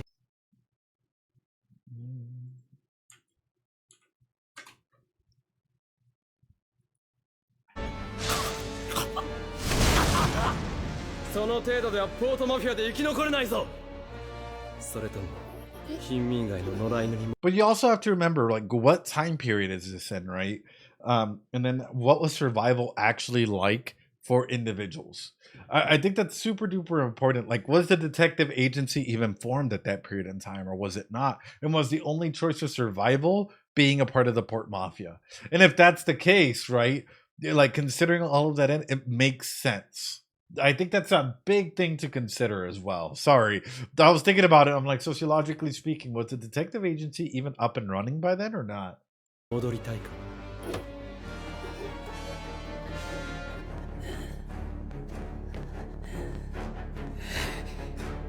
よし、もう一度だ。 Again!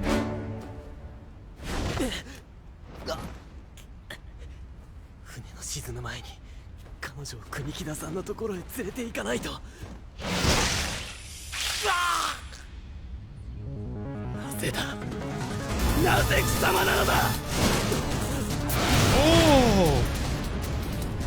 貴様の異能は身につけて幾ばくもない付け焼き場。金欠ばかりで見通しも甘い。たまに。 Who's to say? Yeah, wait, who's to say that he's not using his ability right? Like, ultimately, isn't ability usage according to, like, the user? Yeah, he engi. なぜ貴様なのだ。まただ。僕への憎しみ。この凄まじい憎悪は一体。できるかな君に。私の新しい部下は君なんかよりよっぽど優秀だ。Oh, oh. あの人にあのような言葉二度と言わせる。羅生門。 Well, we have to talk a little bit about inferiority complexes, right? Like, we just have to at this point in time, you know. Unfortunately, at times when you compare yourself to others consistently and you don't feel like you can compete with them, or others are telling you that you're not there, it ultimately it's a huge hit on the ego. It's a huge hit on self and perceptions as to what is value, right? What is my worth, right? If it's not tied in with my abilities in this point in case, and ultimately being called less than desirable, or being told that someone is more desirable than you, or someone's superior than you, guess what? That ultimately makes you feel less than that person, right? That power dynamic shift is being being shifted upwards, and it's not a good feeling. That's where a lot of people hold their rage, their envy, whatever emotions you want to throw in, and it can just explode out. At the same time, it's extremely unhealthy, and you have to talk about how that can ultimately like lead towards a person breaking, having a psyche break. Yeah. Ugh.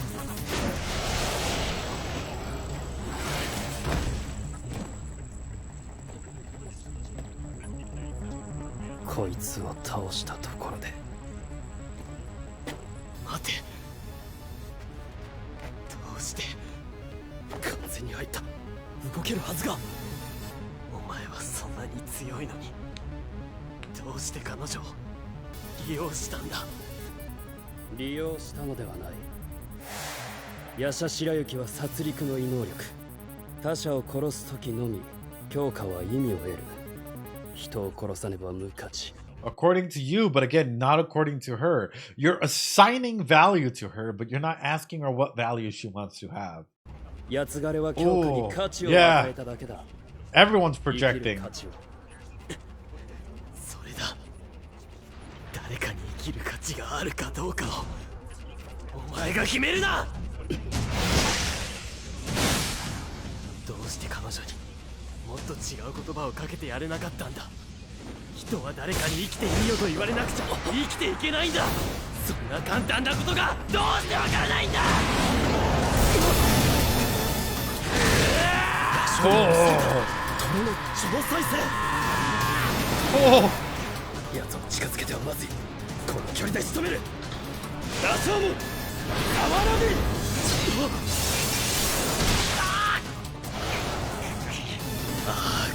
芥川羅生門、獄門アギト。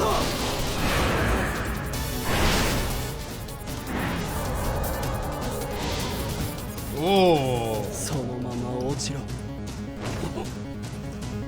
虎の。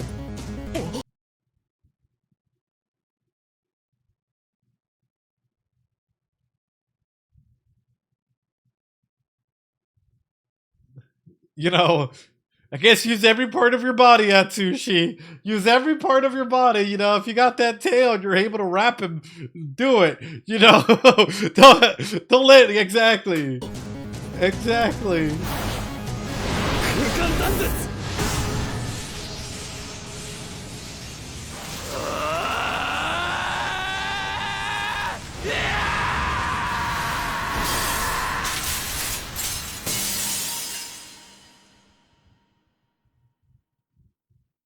私の新しい部下は君なんかよりよっぽど優秀だよ。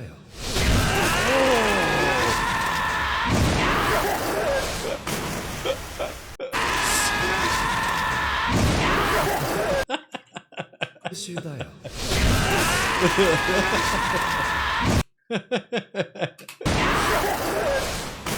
That's crazy.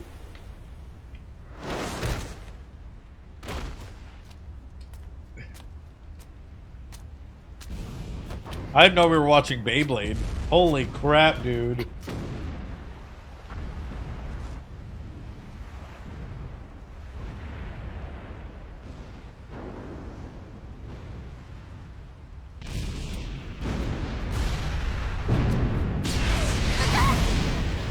Oh! Kurikira coming in with the save! But not really getting into the action, you know? The bombs! Kurikira. I gotta have some words with you. I gotta have some words with you, my friend. この大バカ野郎がよくやったぞ。 That's awesome, dude. Peak episode. Oh my goodness. Like, now we know how strong Atsushi is, right? Now we know how strong Atsushi is. And all intents and purposes.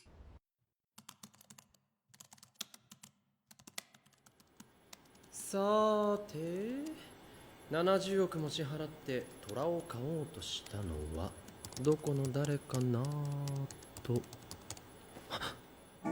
こいつらは There.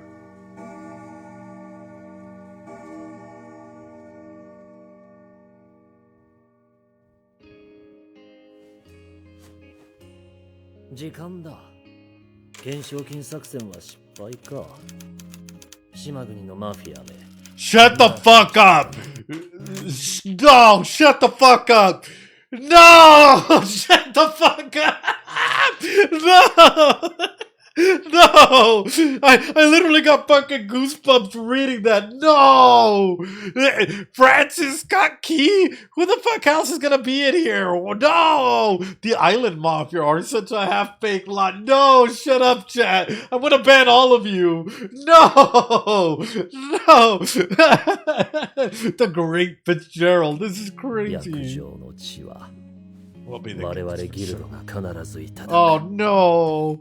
And the ending,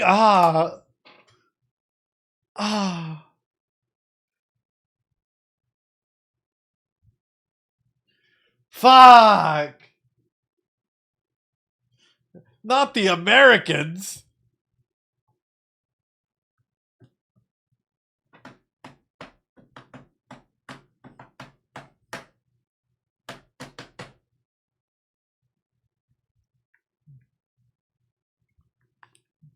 USA!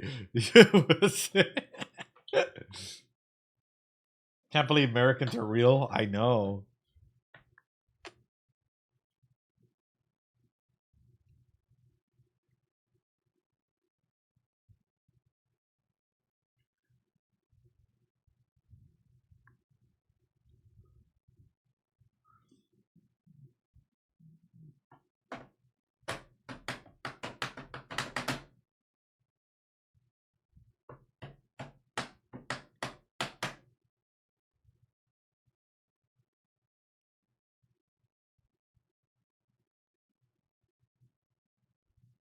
My goodness.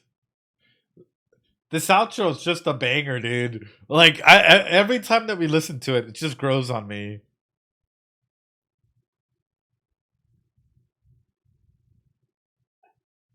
Alrighty, everyone. We don't do spoilers. Oh.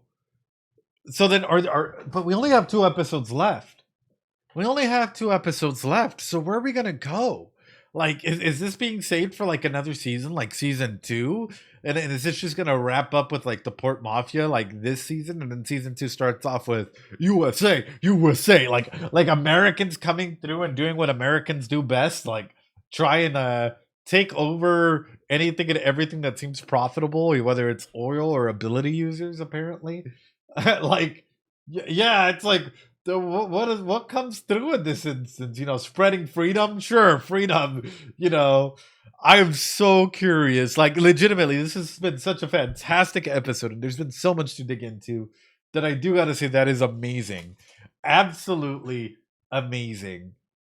No, I love this episode. That was great. And I hope that you all had a great time. YouTube, please make sure to leave a like, comment, subscribe, that whole ordeal. And please make sure to share the video around, especially if you guys liked it. We're going to jump into the Discord discussion. It is going to be a short one today as well. I'm only going to give you all a couple minutes, like 3 minutes, 2 to 3 minutes. I'll have the mods keep time on that because I think it'd be great. I think it would be absolutely fantastic to have some of you guys join us in that, you know. With that being said, let me go ahead and do the general stage here. Yes. so we can have this conversation. All right, there we go. I think that brings us up. Hello, hello. Always a great time. I know you guys learned about martial arts today. Damn. Welcome on through. Welcome on through. Hello, everyone. Hi.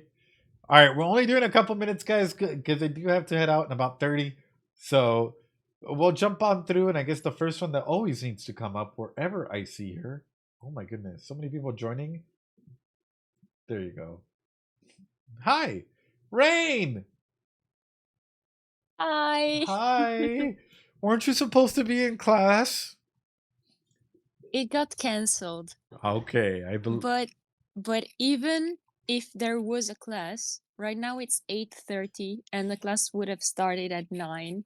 Oh, would you look at that? That's not bad. So, yeah, but I'm not joking. It literally got cancelled. So, No, that's all. I guess more Bungo stray dogs.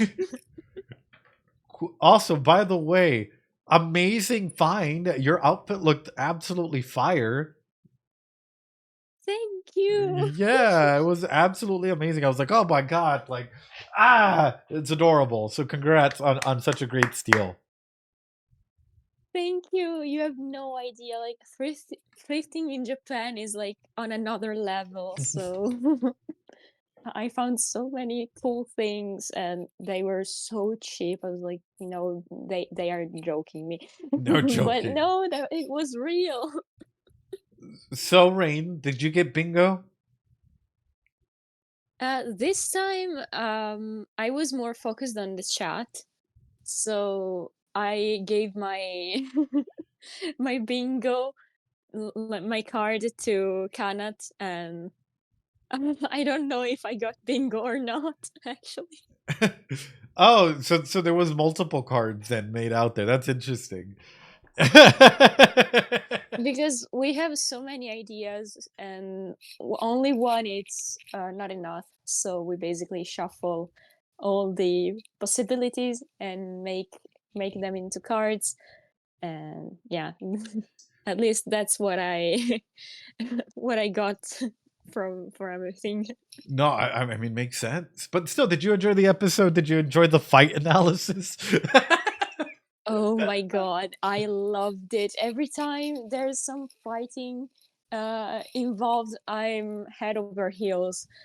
No, it's great, and they animate it so well. Like they absolutely kill it. Like I'm so surprised by the Yes, fight scenes. It's crazy. I know. It's I love just fighting in general. It's so cool because they are so well choreographed and wow. I just wish I could see more fightings. Yeah, I just wanted to, like, I don't know. I from in my aspect is I thought that the Zai would know a little bit of like jujitsu, and I was expecting him to mount him. That sounds really bad, I know, but not like that. Rain, not like Rain. I think you're not the only one who expected that. Different aspect. Oh, oh no. I'm sorry. I'm sorry. That's what it's called, Maria. It's called mounting, okay? Half mount or full mount, it depends. Or back mount, back control. Just depends. I know. Goodness. I'm like, I can't But the say. way it sounds to a non-fighter, it's So what if he gets back control and kisses him? I mean, there's nothing wrong. I mean, a little smooch. A little smooch never killed anybody, right? Yeah. Anyway, all right, guys. The mods are gonna keep us on a tight time limit here because I only have a couple minutes here, so we're gonna go through. Are you ready, Ray? Oh yeah, of course. I'm born ready for this. You're like, I am born ready. All right.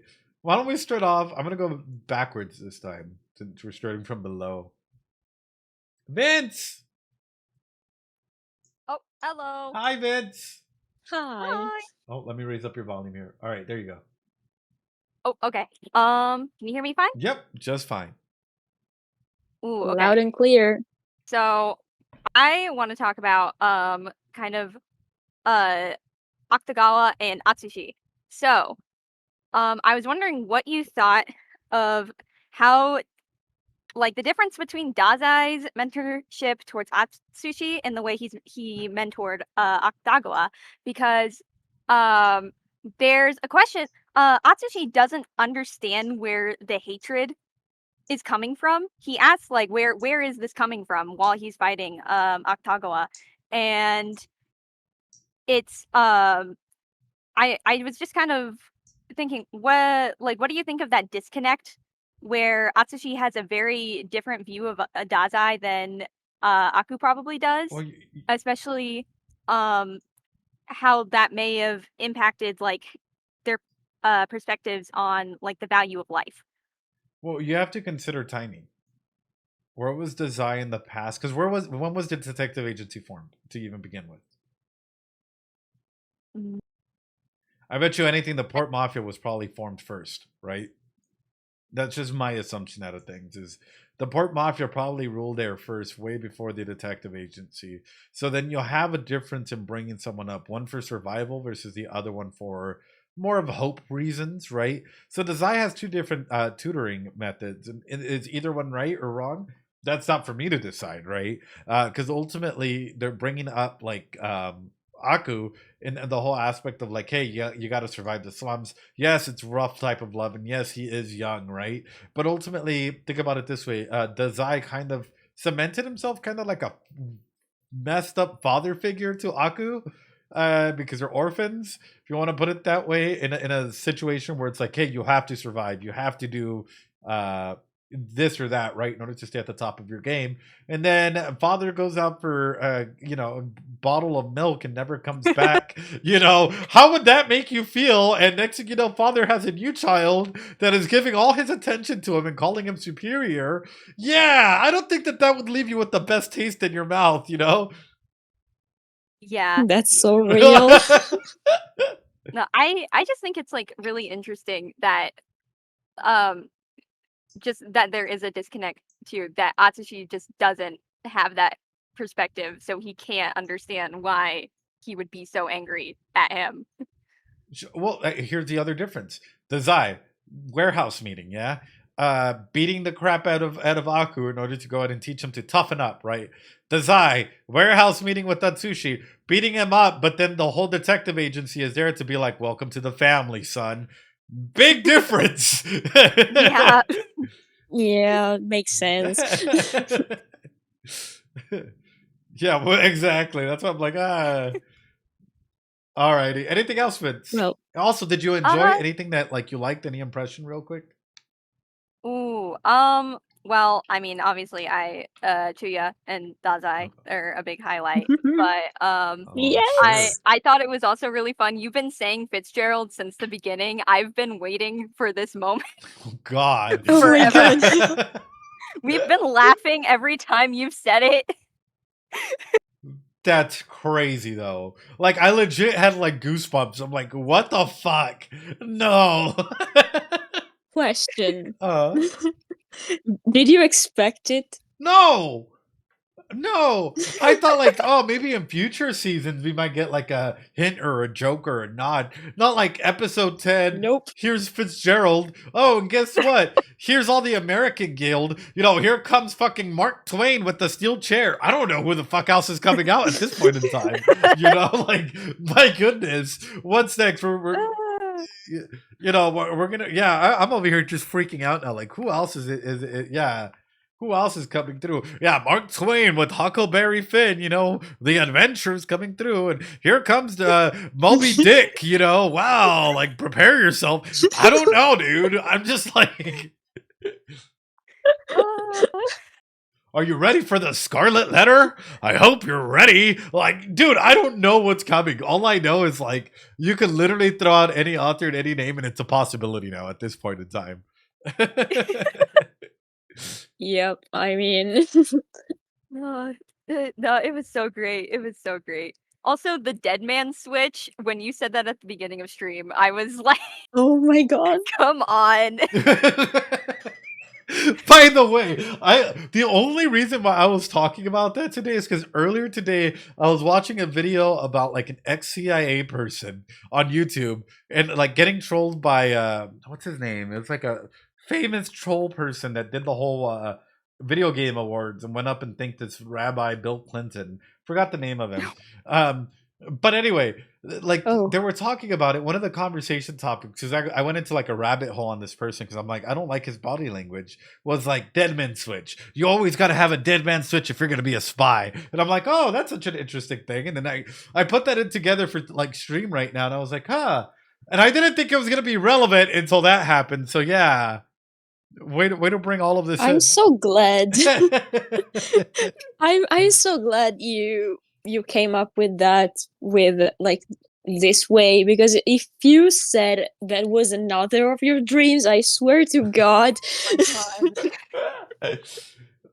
Okay, but my dreams have been pretty crazy though, I will say. Actually, Rain, you were in one last night, but I'm not going to talk about that. I'll DM you because you'll probably laugh. Again? Anyway.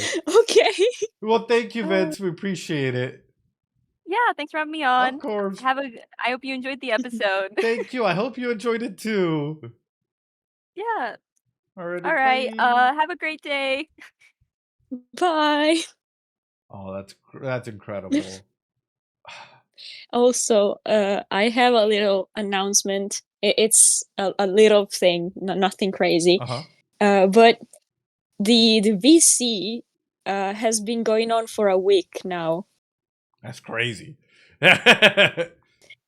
But we decided, since your channel like promotes self-care, mental health, and everything, we decided to organize a spreadsheet of our time zones and organize our shifts based on that. So if we need to go to sleep, we can help each other, or if we need a little reminder for other things like meals. That's crazy. I'm proud of you guys, but keep doing this. How long are you guys planning on going? On the Bungo Stray Dogs? We don't have a goal. Yeah, probably, the end of season 5. Well, 9 months it is then. Oh my god. That's wild, but still impressive. Wow. I'm proud of you guys for organizing that, but still, wow. All right. Thank you. I guess Stray's coming up next. Hi, Stray. Hi. Hello. Hi. How are you guys? Doing good so far. What about you?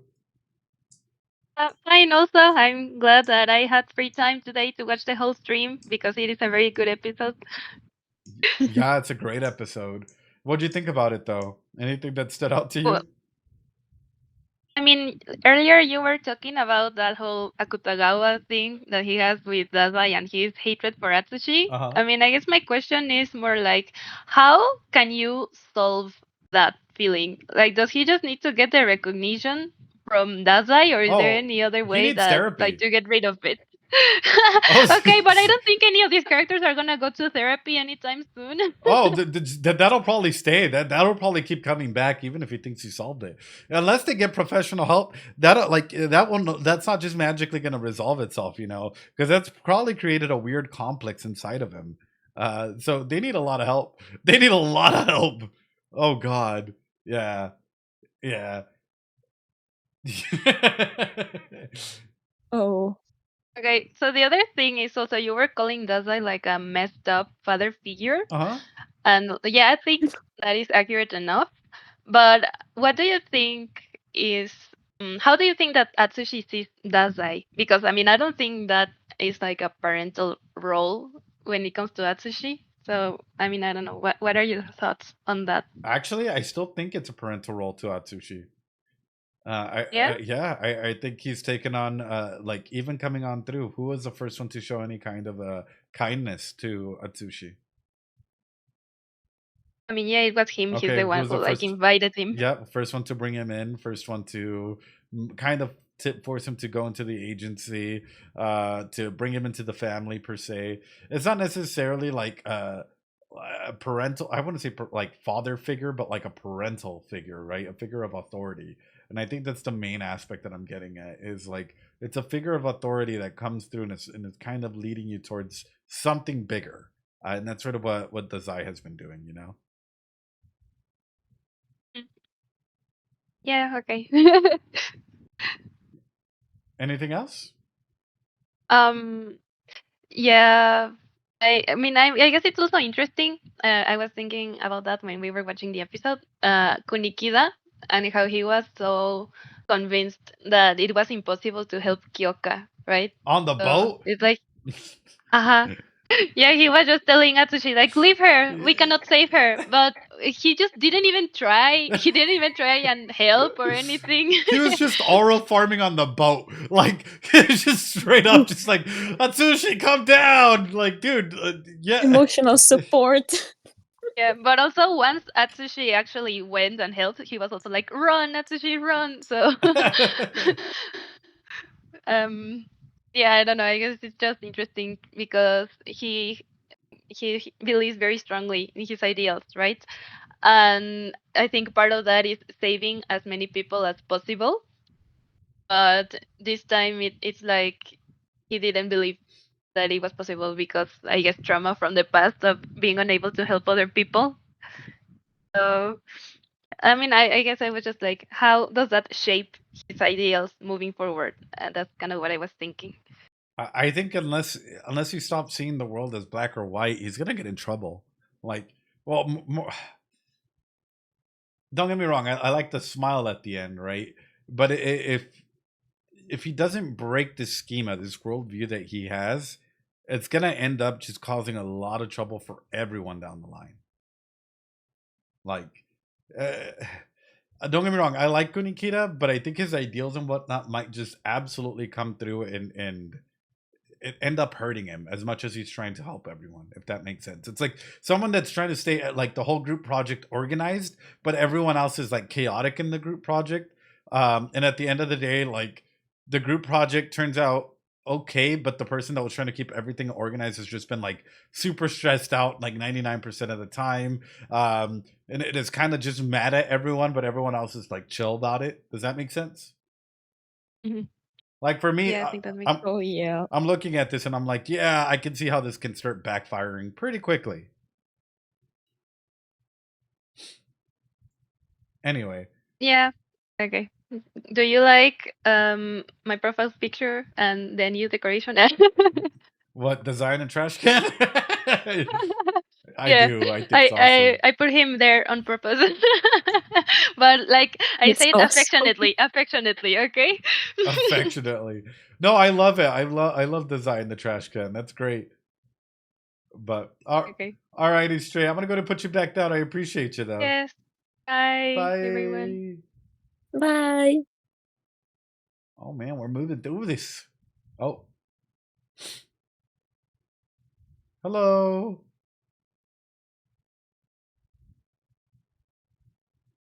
Oh. Hello? Sorry, I was. Hell. All right, you're kind of breaking up for me at least. Oh no. Oh, there you go. Oh no. Okay. Oh, hello. Can you hear me now? Yes. Okay, yeah. Okay. Oh shoot! I just water.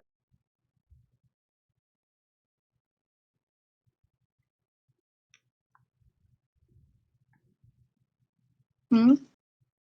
So, do you have any questions or anything? How do you feel about the Oh episode? yeah. Wait.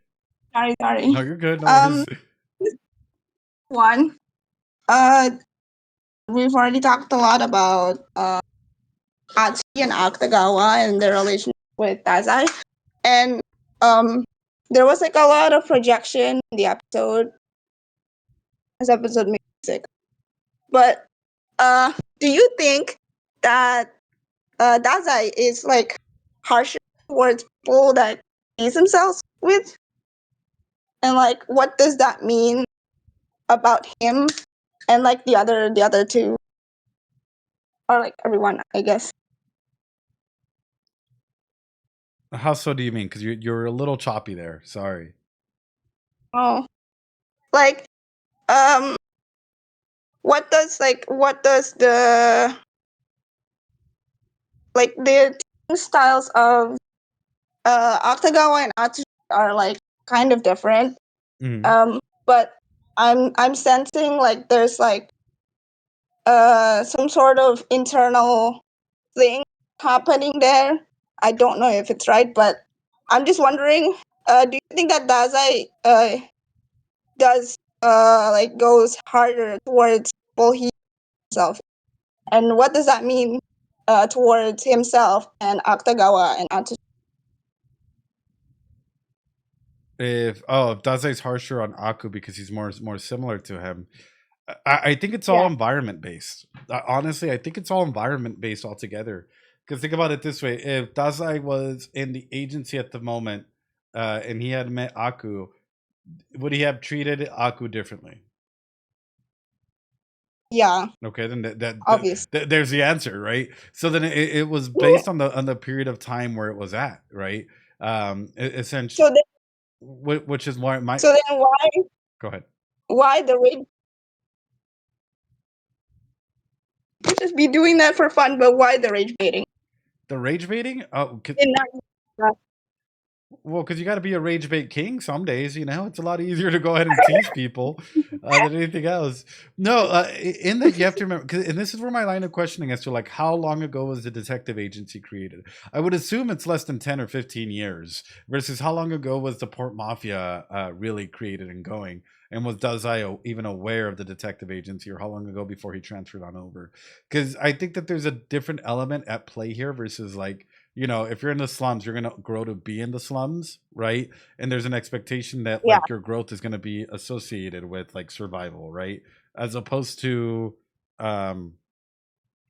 like with the detective agency now where there's a little bit more of hope, right? So it's like we can lay off me kicking you in the stomach and, you know, calling you a bad boy, as opposed to now it's like, hey, we're a family and why don't you go in that gunfight and see how you hold up, or something silly like that. You're still teaching him harsh lessons. It's just not to the extreme that it was with the. Yes. But also, why rage bait? Honestly, because at times when people are so sensitive and you know that they got a feeling about it, if you rage bait them, it makes it easier to control a situation. Yes, that is. Awesome. So he did not need to do that, okay? What, rage bait? I will. I love him. He's amazing. But, bro, you gotta shut up sometimes. Dazai, yeah, the rage baiter. He's great. I love him rage baiting. I think it's great. Like yeah, it's funny. It brings up. It is. It brings up a whole aspect to his character, you know. That would be me if I played like League of Legends. I'm sorry, guys. I would probably be a little toxic. I'm not gonna lie. Oh, I love seeing in the face of other people like exasperated by my behavior. It's just so funny. Look, I was about to say. So, do you rage bait, Rain? Is that what I'm hearing? Oh yeah, 100%. Oh no. Especially if we're close friends. Like the closest we are, the more you're gonna get my rage bait. Yeah, I get that. That's funny. Well, thank you so much. I appreciate you coming on. You're incredible. I'm gonna go to put you back down because I am running out of time here. Okay, thank you. Thank you, Ed. Bye. Appreciate it. Bye. Bye. All right, moving quickly here because I am running out of time here. I'm like, yeah.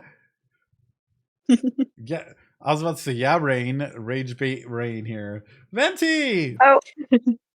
Hi. Oh my god, I'm so nervous. It's my first time on. Oh, sorry.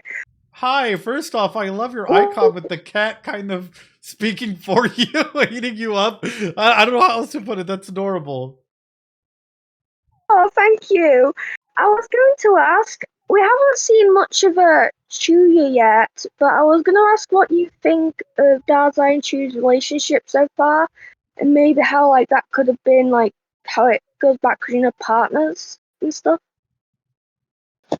I mean, personally, I think that I don't know. Going forward, I really do think Jinji's going to join our side, and there's probably going to be like some other reason, but I'm going to say it's because of like a deep love for Dazai that he just doesn't want to admit, you know, in some way, shape, or form. I'm listening. That's gonna be my take on that. Now, is it true or is that just my headcanon? I don't know, right? Yeah, I think Akutagawa is gonna team up. We're gonna see like an Atsushi Akutagawa team up at some point in time and be like, you know, from disciples to lovers or some. I'm kidding, by the way. Please don't take that seriously as a plot device. But I can totally see them teaming up. In the past, I can definitely see maybe Dazai kind of giving him a little bit of you know, rage bait there, but I definitely see, I don't know, I just judging by the fact that we saw Jinji do the whole tsundere act, they had a very unique relationship, didn't they? Yeah, I really can't wait to see more of Chuya now. He just seems like such a cool character, and yeah. Oh, me too. I want to see more of him. I think he's adorable. Mm. Okay, any other question?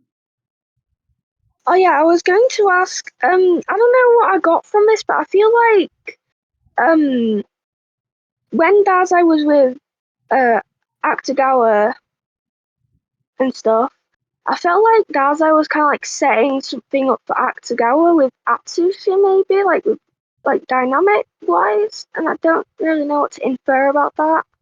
So How so? I'm confused on this one. and I just feel like Dazai like rage baiting Akutagawa and pushing him towards like making like Akutagawa jealous of Atsushi a bit. It's kind of like doing that on purpose a bit, maybe like a reason. I don't. Oh yeah, inferiority complex. Like that was the main regard, right? It's ultimately you make someone feel inferior, and again, the whole purpose of rage baiting is for control, right? And that's something that Dazai loves to have, and even with his own suicides, right? That's why he wants to commit suicide or a double suicide, because then again, it's not like somebody killing him, right? It's like him having control over his. Oh God, this just reminds me of me in a maid outfit, kind of. Oh no. But yes, that's the main regard with it, is ultimately having control. And if you're in an emotional state of mind, it's just gonna make it harder for you to think tactically, which I think, yeah, you probably had that in mind. Aku is gonna go and search out Atsushi, and then it's all gonna go downhill from there. I can see that. Mm. If that makes any sense. I don't really have any more questions. That's all I really had in mind. So well, can I say hello to you, Venti? How are you doing? How's your day going? Hi. This is actually my first stream that I've managed to stay on for more than like 10 minutes, so I was really excited. So Venti, I have a question for you. Since you're here, right? Yeah. And first off, welcome to the family. I'm glad that you're able to stay on for more than 10 minutes. It makes me so happy. Yeah. Let's go. I actually found your channel for like the first BSD episode, so. Really? Oh, that's awesome. Yeah. Oh my God, I'm seeing all the memes that people are posting as well. Get behind me. Wow. This is crazy. Like the amount of memes y'all have. Okay, so my question for you is this, right? If you had to choose between saving our precious little bean Kyoka or Atsushi, who would you pick and why? Kyoka right away. Kyoka. Correct answer. I love you already. That's the right answer.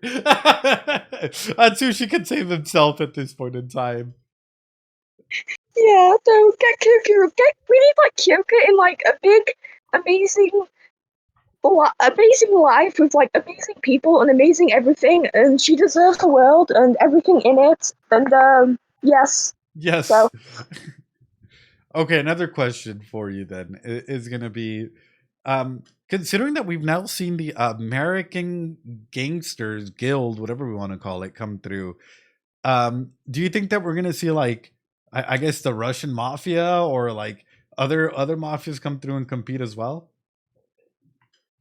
That's interesting because I know absolutely nothing about neither geography or literature, so Venti. I do not know. the only Russian I only know like one Russian like famous literature person. Uh-huh. So I don't know. I don't know. I'm really bad at literature. I'm sorry. No, that sounds like a trained PR aspect, Venti. Who has trained you, Venti? Now I gotta know. What's that supposed to mean?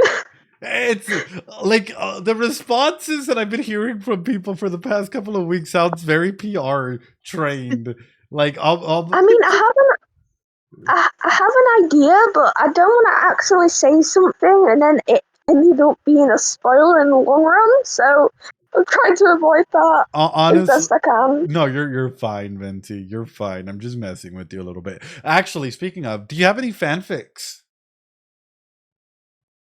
No, I do not. I am also a writer, so So the only literature I've read of Bungo Stray Dogs is Dazai's. Oh. So I don't know anything else. So then what's your favorite ship? Dazai and Chuya, and then there's also Rampo and someone else, but I'm not going to say him because they haven't appeared yet, so. I respect that. No, that's great. I love that. I love that so much, Venti. Thank you so much, by the way. Also. Atsushi and Akutagawa, trust, it'll come into play soon. Trust. I've been thinking about that. Like both disciples, you know, a little bit of a rivalry tension there over a period of time. I can see that growing. Oh gosh. Anyway, Venti, thank you so much for coming on. I appreciate you. I'm gonna go and drop you back down, okay? Thank you. Thank you so much. Yeah, that's fine. Great job. Bye. Bye. So, what's the name of that ship? Akutsushi, or what is it? I can't say the name. Oh. What's the? But you could say, yeah, you could say that. What about Dazai and Jinji? They also have a name, but I'm not gonna spoil it. So you can say Dachu or Chuzai. Chuzai or Daichu. Daichu sounds like a like a sweet. I don't know why. Yeah, Daichu. But yeah, Dachu. Yeah, it's okay. It's also a name for the ship, so it's okay. The way that you're like, it's okay. Rain. What? I'm perfectly fine and totally normal about these two. Are you? No. No. No, but yeah, they are my life. Hey. Hi, Kale. Whoa. Hi.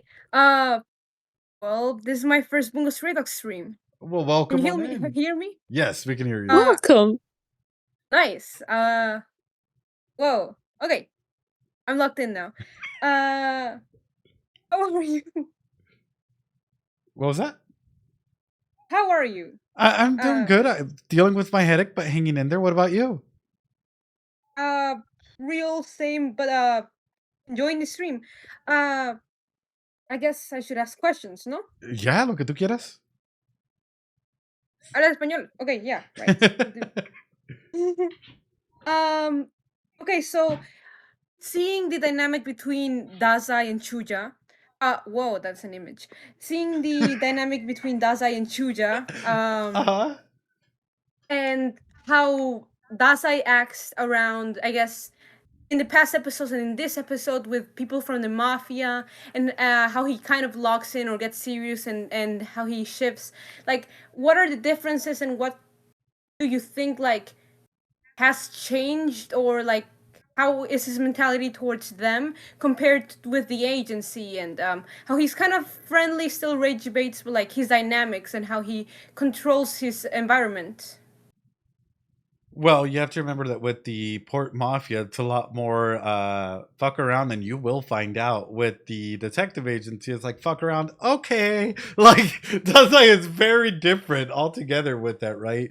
Because on the one side, it's like he really wants to go ahead and maintain, like, and I'm assuming it's a shift in his own thought processes as well. And it's making me wonder if, like, on one side it was a lot more of like causing death, on the other side it's a lot more about saving people from death, right? So that mentality shift is there as well. Although I will say, with the whole with Gingy, right, with the like dynamics Right. dynamics that they had in their fight earlier, honestly it kind of felt like when you're like when you're teasing it, or when you meet up with your ex that you haven't talked to in a while, and then you guys just click again, and you guys are just Right. yeah, it's the best way for me to put it. And like you guys can still joke around and just keep going. Like that's how sort of how it felt like, where it's like, yeah, I'm serious about this, like this is my boundary, but aside from that we can go back to joking around. And I thought that was great. Like that is such a Yeah, go ahead. it's awesome. Yeah, it's a great dynamic to have. And then even with Aku, like yes, he's being serious, but it's still like more in like a guiding serious type of way, versus like, because if Dasai wanted, he probably could have hurt them all. Like let's be real about it. He could have freed himself at any Right. point in time. He could have hurt them in any capacity, but he chose not to. And it's awesome. I guess also when you talked about how with the other user, which I wish I remembered the name of, like about how um Akutagawa, like Dasa is less of a father figure and more parental, because like since he is basically pretty young, no? Dasa is pretty young. Akutagawa was not that much younger. So is Atsushi. Like Atsushi, they have a 4 year difference. So like I usually see the takes of like more of a father figure, abusive father figure, Dasai towards these characters, rather than a misguided but also pretty nasty and abusive parental figure. Like a lot of kids, brothers, siblings are parentified, and Yeah. how different areas like work from detective agency, which whatever child soldier, and whatever child soldier in the mafia. Like, what are your thoughts about that? I guess more in I depth mean, if you have some. parental figure is a parental figure at the end of the day. Like, you know, yeah, you have these kids, these orphans, right, that are going to try and attach themselves unhealthily towards anybody that shows them any kind of affection or any kind of a promise towards a better life. Uh, whether that's a father figure, mother figure, we know that at least for Aku, you know, Dazai really went with that meme of going to go find milk and, you know, not coming back, or whatever that whatever happened there, you know. But just highlighting that, like, it's two very different approaches, but it's still a parental role, right? I.e., trying to go ahead and guide someone, right? Trying to go ahead and be slightly that of a caregiver, of trying to go ahead and like guide them, if it's correct or incorrect, or if it's abusive or unabusive. Guess what? There is abusive and not abusive parent, like parentals or parents out there, right? That Right. So that doesn't really change from the fact that like Dazai is guiding these individuals. Right. Um. Yeah. That's awesome. I also loved, absolutely adored. When you talked about like martial arts. I don't do any martial arts currently. I've tried to, don't have the time, but I would love to. So it's just like very exciting to me, because whenever I see like martial arts in media, I get really inspired. I really want to do it. And you talking about your knowledge on the topic was really cool, because like you know about the language, the moves, the dirty fighting, the things that can communicate much more, like how you do with psychology and Yeah. body language and the openness of the body. Yeah, well, I was gonna say it also it comes from experience. I actually have teeth that have been kicked in. Yeah, it's one of the things that I don't like showcasing, but my two front teeth were kicked in because of all the fights and stuff that I've been a part of. So there's a lot of experience that comes through with it, you know. Yeah, oof. Trust me, it's not fun. It's not fun taking a hard kick to your Right. mouth. But I say this with probably the greatest aspect of it is, first off, I'm glad that you enjoyed the martial arts things. I hope that you enjoyed the mounting and the half mounts. I absolutely did. Oh yeah. No, I'm joking. I really enjoyed it. I'm sure you did. Someone clip that. I'm Clip joking. that. We need that as a soundboard meme now. Just Rain going, oh yeah. That's gonna happen now. Thank you, Rain. It's now a clip. Thank you, Rain. You're welcome. Because yeah, no, I feel like discussions and stuff like this, it's stuff that needs to be talked about, like, because often goes untouched in media, and it's like they put so much effort into doing the fight scenes. Aside from it being cool, there's like a reason for it, you know. Right. There's I mean, again, I think it's already been said in the past reactions. Which I binged since Friday. You binged? A lot of hours. I almost finished with the last few ones. I couldn't. I didn't have time, but I really wanted to catch this stream. Oh my goodness. That's amazing. Yeah, but they're really awesome. Like, okay. So I've only watched one other channel reacting, which I love, which is Danny Mora, because he's really funny. But I don't really see this type of analysis with like Bungo Stray Dogs and a lot of anime media. Except it's like there's some video essays out there, but like I don't see a frame by frame reaction like I do with Five Nights at Freddy's, for example, or with Deltarune. Like there's such a lack of it that it really is so interesting, because not only do I love Bungo Stray Dogs and get really excited by like more knowledge and analysis that I couldn't see before, but also you make us learn, not make us, but like help us learn, since you have so much knowledge, like you stored inside of your head, I guess. I hope, and it's just we keep learning every single time you talk. You keep going on this like other rants with your whiteboard and showing us graphs and psychology and martial arts, and I love learning, and I'm learning with one of my favorite shows ever. Well, I'm glad. I'm kind of designing all of you guys, ain't I? Like, I'm literally forcing you guys to learn. Here's some psychology, learn it. Hyperfixation, yeah. Well, we're here for that, so like exactly. Like the first video, you talked about a lot of stuff I never heard about. Although I'm probably gonna take like a small psychology course this fall, but like never heard about most of these things. But like, I thought it was going to be like you say something about colors, you say something about this, but like it was 3 hours long.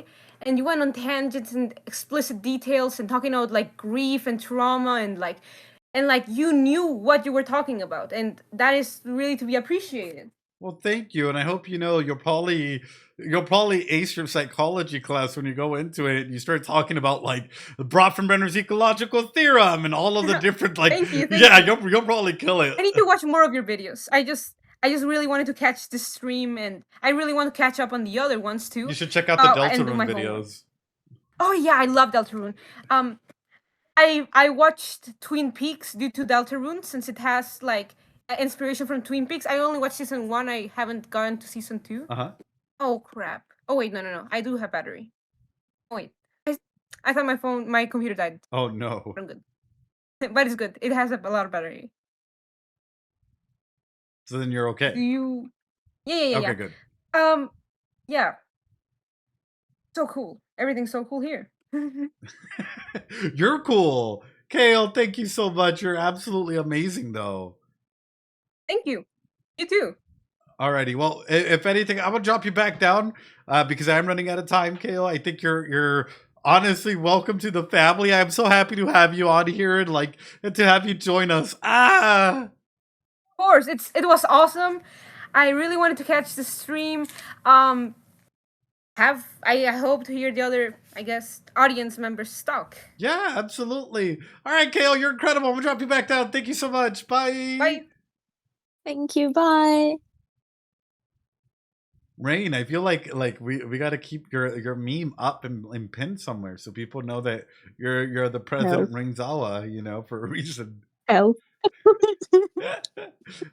No, but seriously, speaking about fightings, you would love Windbreaker because it's full of fightings and you can see all the different fighting styles. Oh, it's so cool. I just thought about it while we were speaking about it. Ooh. What is Windbreaker though? It's an anime. Oh, okay. I'll keep that in mind. It currently has 2 seasons. And it's one of my faves. Rain, can you remind me that we have to do the ending song lyric analysis next episode? Of course. And also, did you like that? I thought the opening analysis was pretty cool. I like the lyrics. It's so dark. Yes. I know. I had the opening song on repeat in loop for like I don't know how many hours when I first started watching BSD. But and then same with the ending and then the openings of the other seasons. It's so cool. I love it. I think it's made me realize that like it cures depression, but it also gives you depression. Like this is what this anime does. Oh yeah, 100%. It's like you're welcome to BSD 101, I guess. It's like you're depressed. Come on through. You'll feel slightly less depressed, but here's more depression on top of it, just to make you feel something. Exactly. No. All right, we're gonna get one more person here. That's a new one, and then I got to skedaddle. It's 2.71828818. Hi. I ignore the username. So what is you can just call me like Uyu or something. Like Uwu or Uyu? Uyu. Well, welcome on in. How you doing? Pretty good. Are you? This is the first stream I've like actually managed to catch because I was like I had a bunch of exams, but I've been watching since like the first like analysis video. Oh wow! Well, how'd you do in your exams? First and foremost, pretty decently. You passed? I think I did fine. Let's go! Yeah! I'm glad. I'm so happy. But also, welcome on in to your first time on chat. I'm so glad that you caught the stream. I appreciate you coming on board. Yeah. Anyway, I just want to like, I just have like a tiny question. I just want to like, I might be reading too much into it, but like, I want to like know like why you I've like sort of I picked up on this episode like like sort of how Kunikita kind of sort of goes and calls like Atsushi like brat and stuff and only says his name until he's like telling him to like run. And I just want to do you have any like thoughts on like why like Kunikita sort of like I guess seems to like put up these walls? I don't know, because I went back and I tracked in the other episodes and like looked at how he like would call other characters and like would I guess in a similar way like never really call them their other names. It's because Kunikita's a brat teamer. No, I'm kidding. He's Raid. I'm not going to say anything. Wait, Raid, what do you mean? Wait. You served me that on a silver platter, okay? That's crazy, Raid. That's no, honestly. I think the whole reason with that is he often projects a lot of his insecurities onto others and doesn't think that others are ready to make certain decisions. So when you name someone, you give them power, right? And that's an unfortunate aspect of things, right? Which is ultimately the more like when you personalize someone, it's like you recognize their ability to make a decision. And ultimately, until we hear the fact that, like, you know what, Atsushi go or run or whatever that is, right? It's giving him like it's what's him recognizing that Atsushi can make a decision. And if you look back, whenever he tells people by their name, it's him recognizing that he doesn't really have control over them and they have control to make their own decisions. It's just interesting because for me, that comes out of a lot of like childhood trauma, essentially. Like, if you've ever grown up in like a culture where your nickname takes a turn of your real name, and when people call you your government name, then you know shit got real. That's sort of a big element. Yeah. So yeah, I hope that makes sense. No, it makes sense. It makes sense. Any other questions? Not really. It was really just this one. So the question for you, what did you enjoy more, the battle analysis or the lyric analysis? That's kind of tough. I honestly like both. Like, I don't know if I could choose like one or the other. Though I feel like the fighting led to more iconic. I wonder why. Yeah, I wonder why. So what's your favorite ship? They have not appeared yet. Oh, oh, it's multiple people. Oh, now you got me interested. Wait a minute. I mean, Ed, usually a ship is between two characters, two or more, so technically they're right. Well, I mean, what can't we do? What were you calling it the other day? An Eiffel? Like, what was it? The tower? No. I don't know what that means, but sure. Isn't it like multiple? Don't. Isn't it like multiple people? I already know.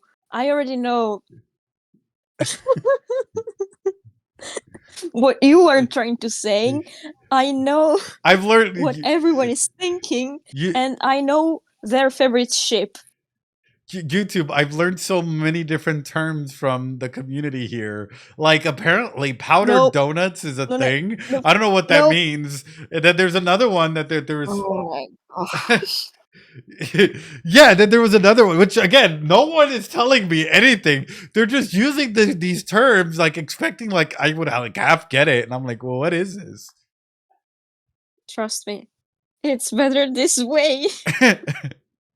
Dealing psychic damage to the fans. This came from you guys. It's not even like it came from me. It's like this directly came from you guys. Anyway, Uyu, sorry about that. It's fine. Oh no, you were probably dying on the side. And every time with the newcomers, every time. I know, right? Pobrecitos. Oh, I'm sorry. It's okay. Welcome to the family.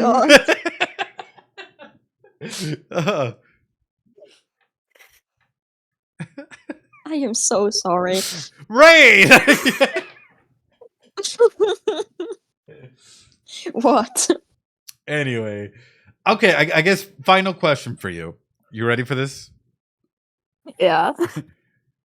Okay. You can only save one. Jinji or Akutagawa? Who do you save? Oh my god.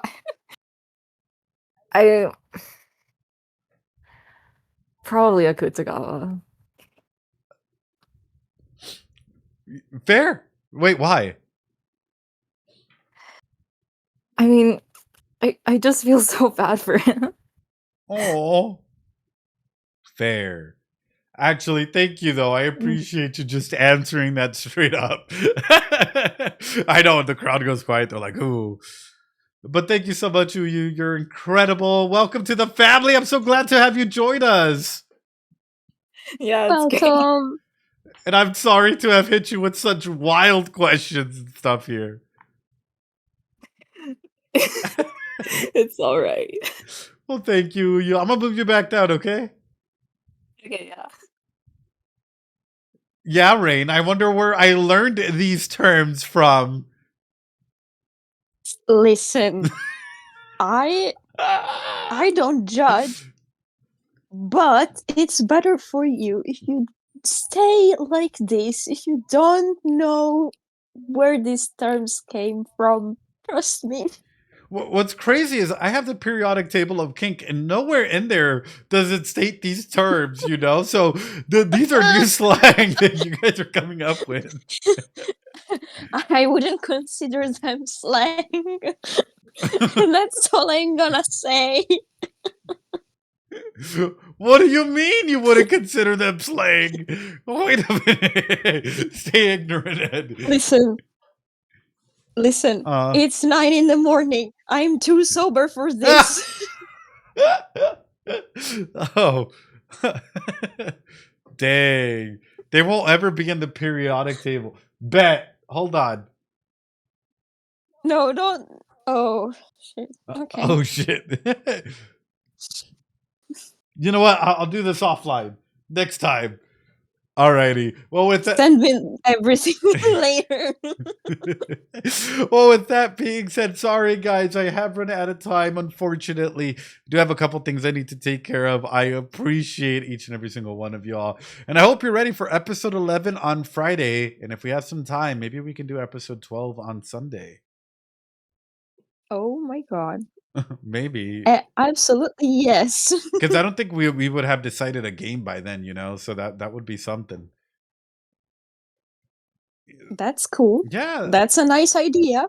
Very, very nice. I'm totally not freaking out right now. I hope you're not freaking out. I hope you know what this was for Rain. This is my little thank you present to Rain because I absolutely adore you. I'm so happy. Thank you. Well, with that though, be safe, everyone. Have a good night. YouTube, we'll catch you later. Please don't look up. Thank you. Yeah, please follow Rain and all her social media. Rain, where can they find you? Oh, you can find me on Instagram and TikTok. My nickname it's its_rainy .cos. There you go. And it's the same on both platforms, and I usually bring cosplay content and stuff like that. Thank you for the shout outs. Of course. And also YouTube VOD checkers, please don't look up any of the words that we stated out here in Google. I'm pretty sure some unfavorable results will come out of it. Yes, they're trying to educate by throwing those words out there, but I personally wouldn't. So please be safe, practice some self-care, and as always, come and check us out on Friday, episode 11, Sunday, episode 12. I appreciate y'all, and I'll catch y'all later. Bye.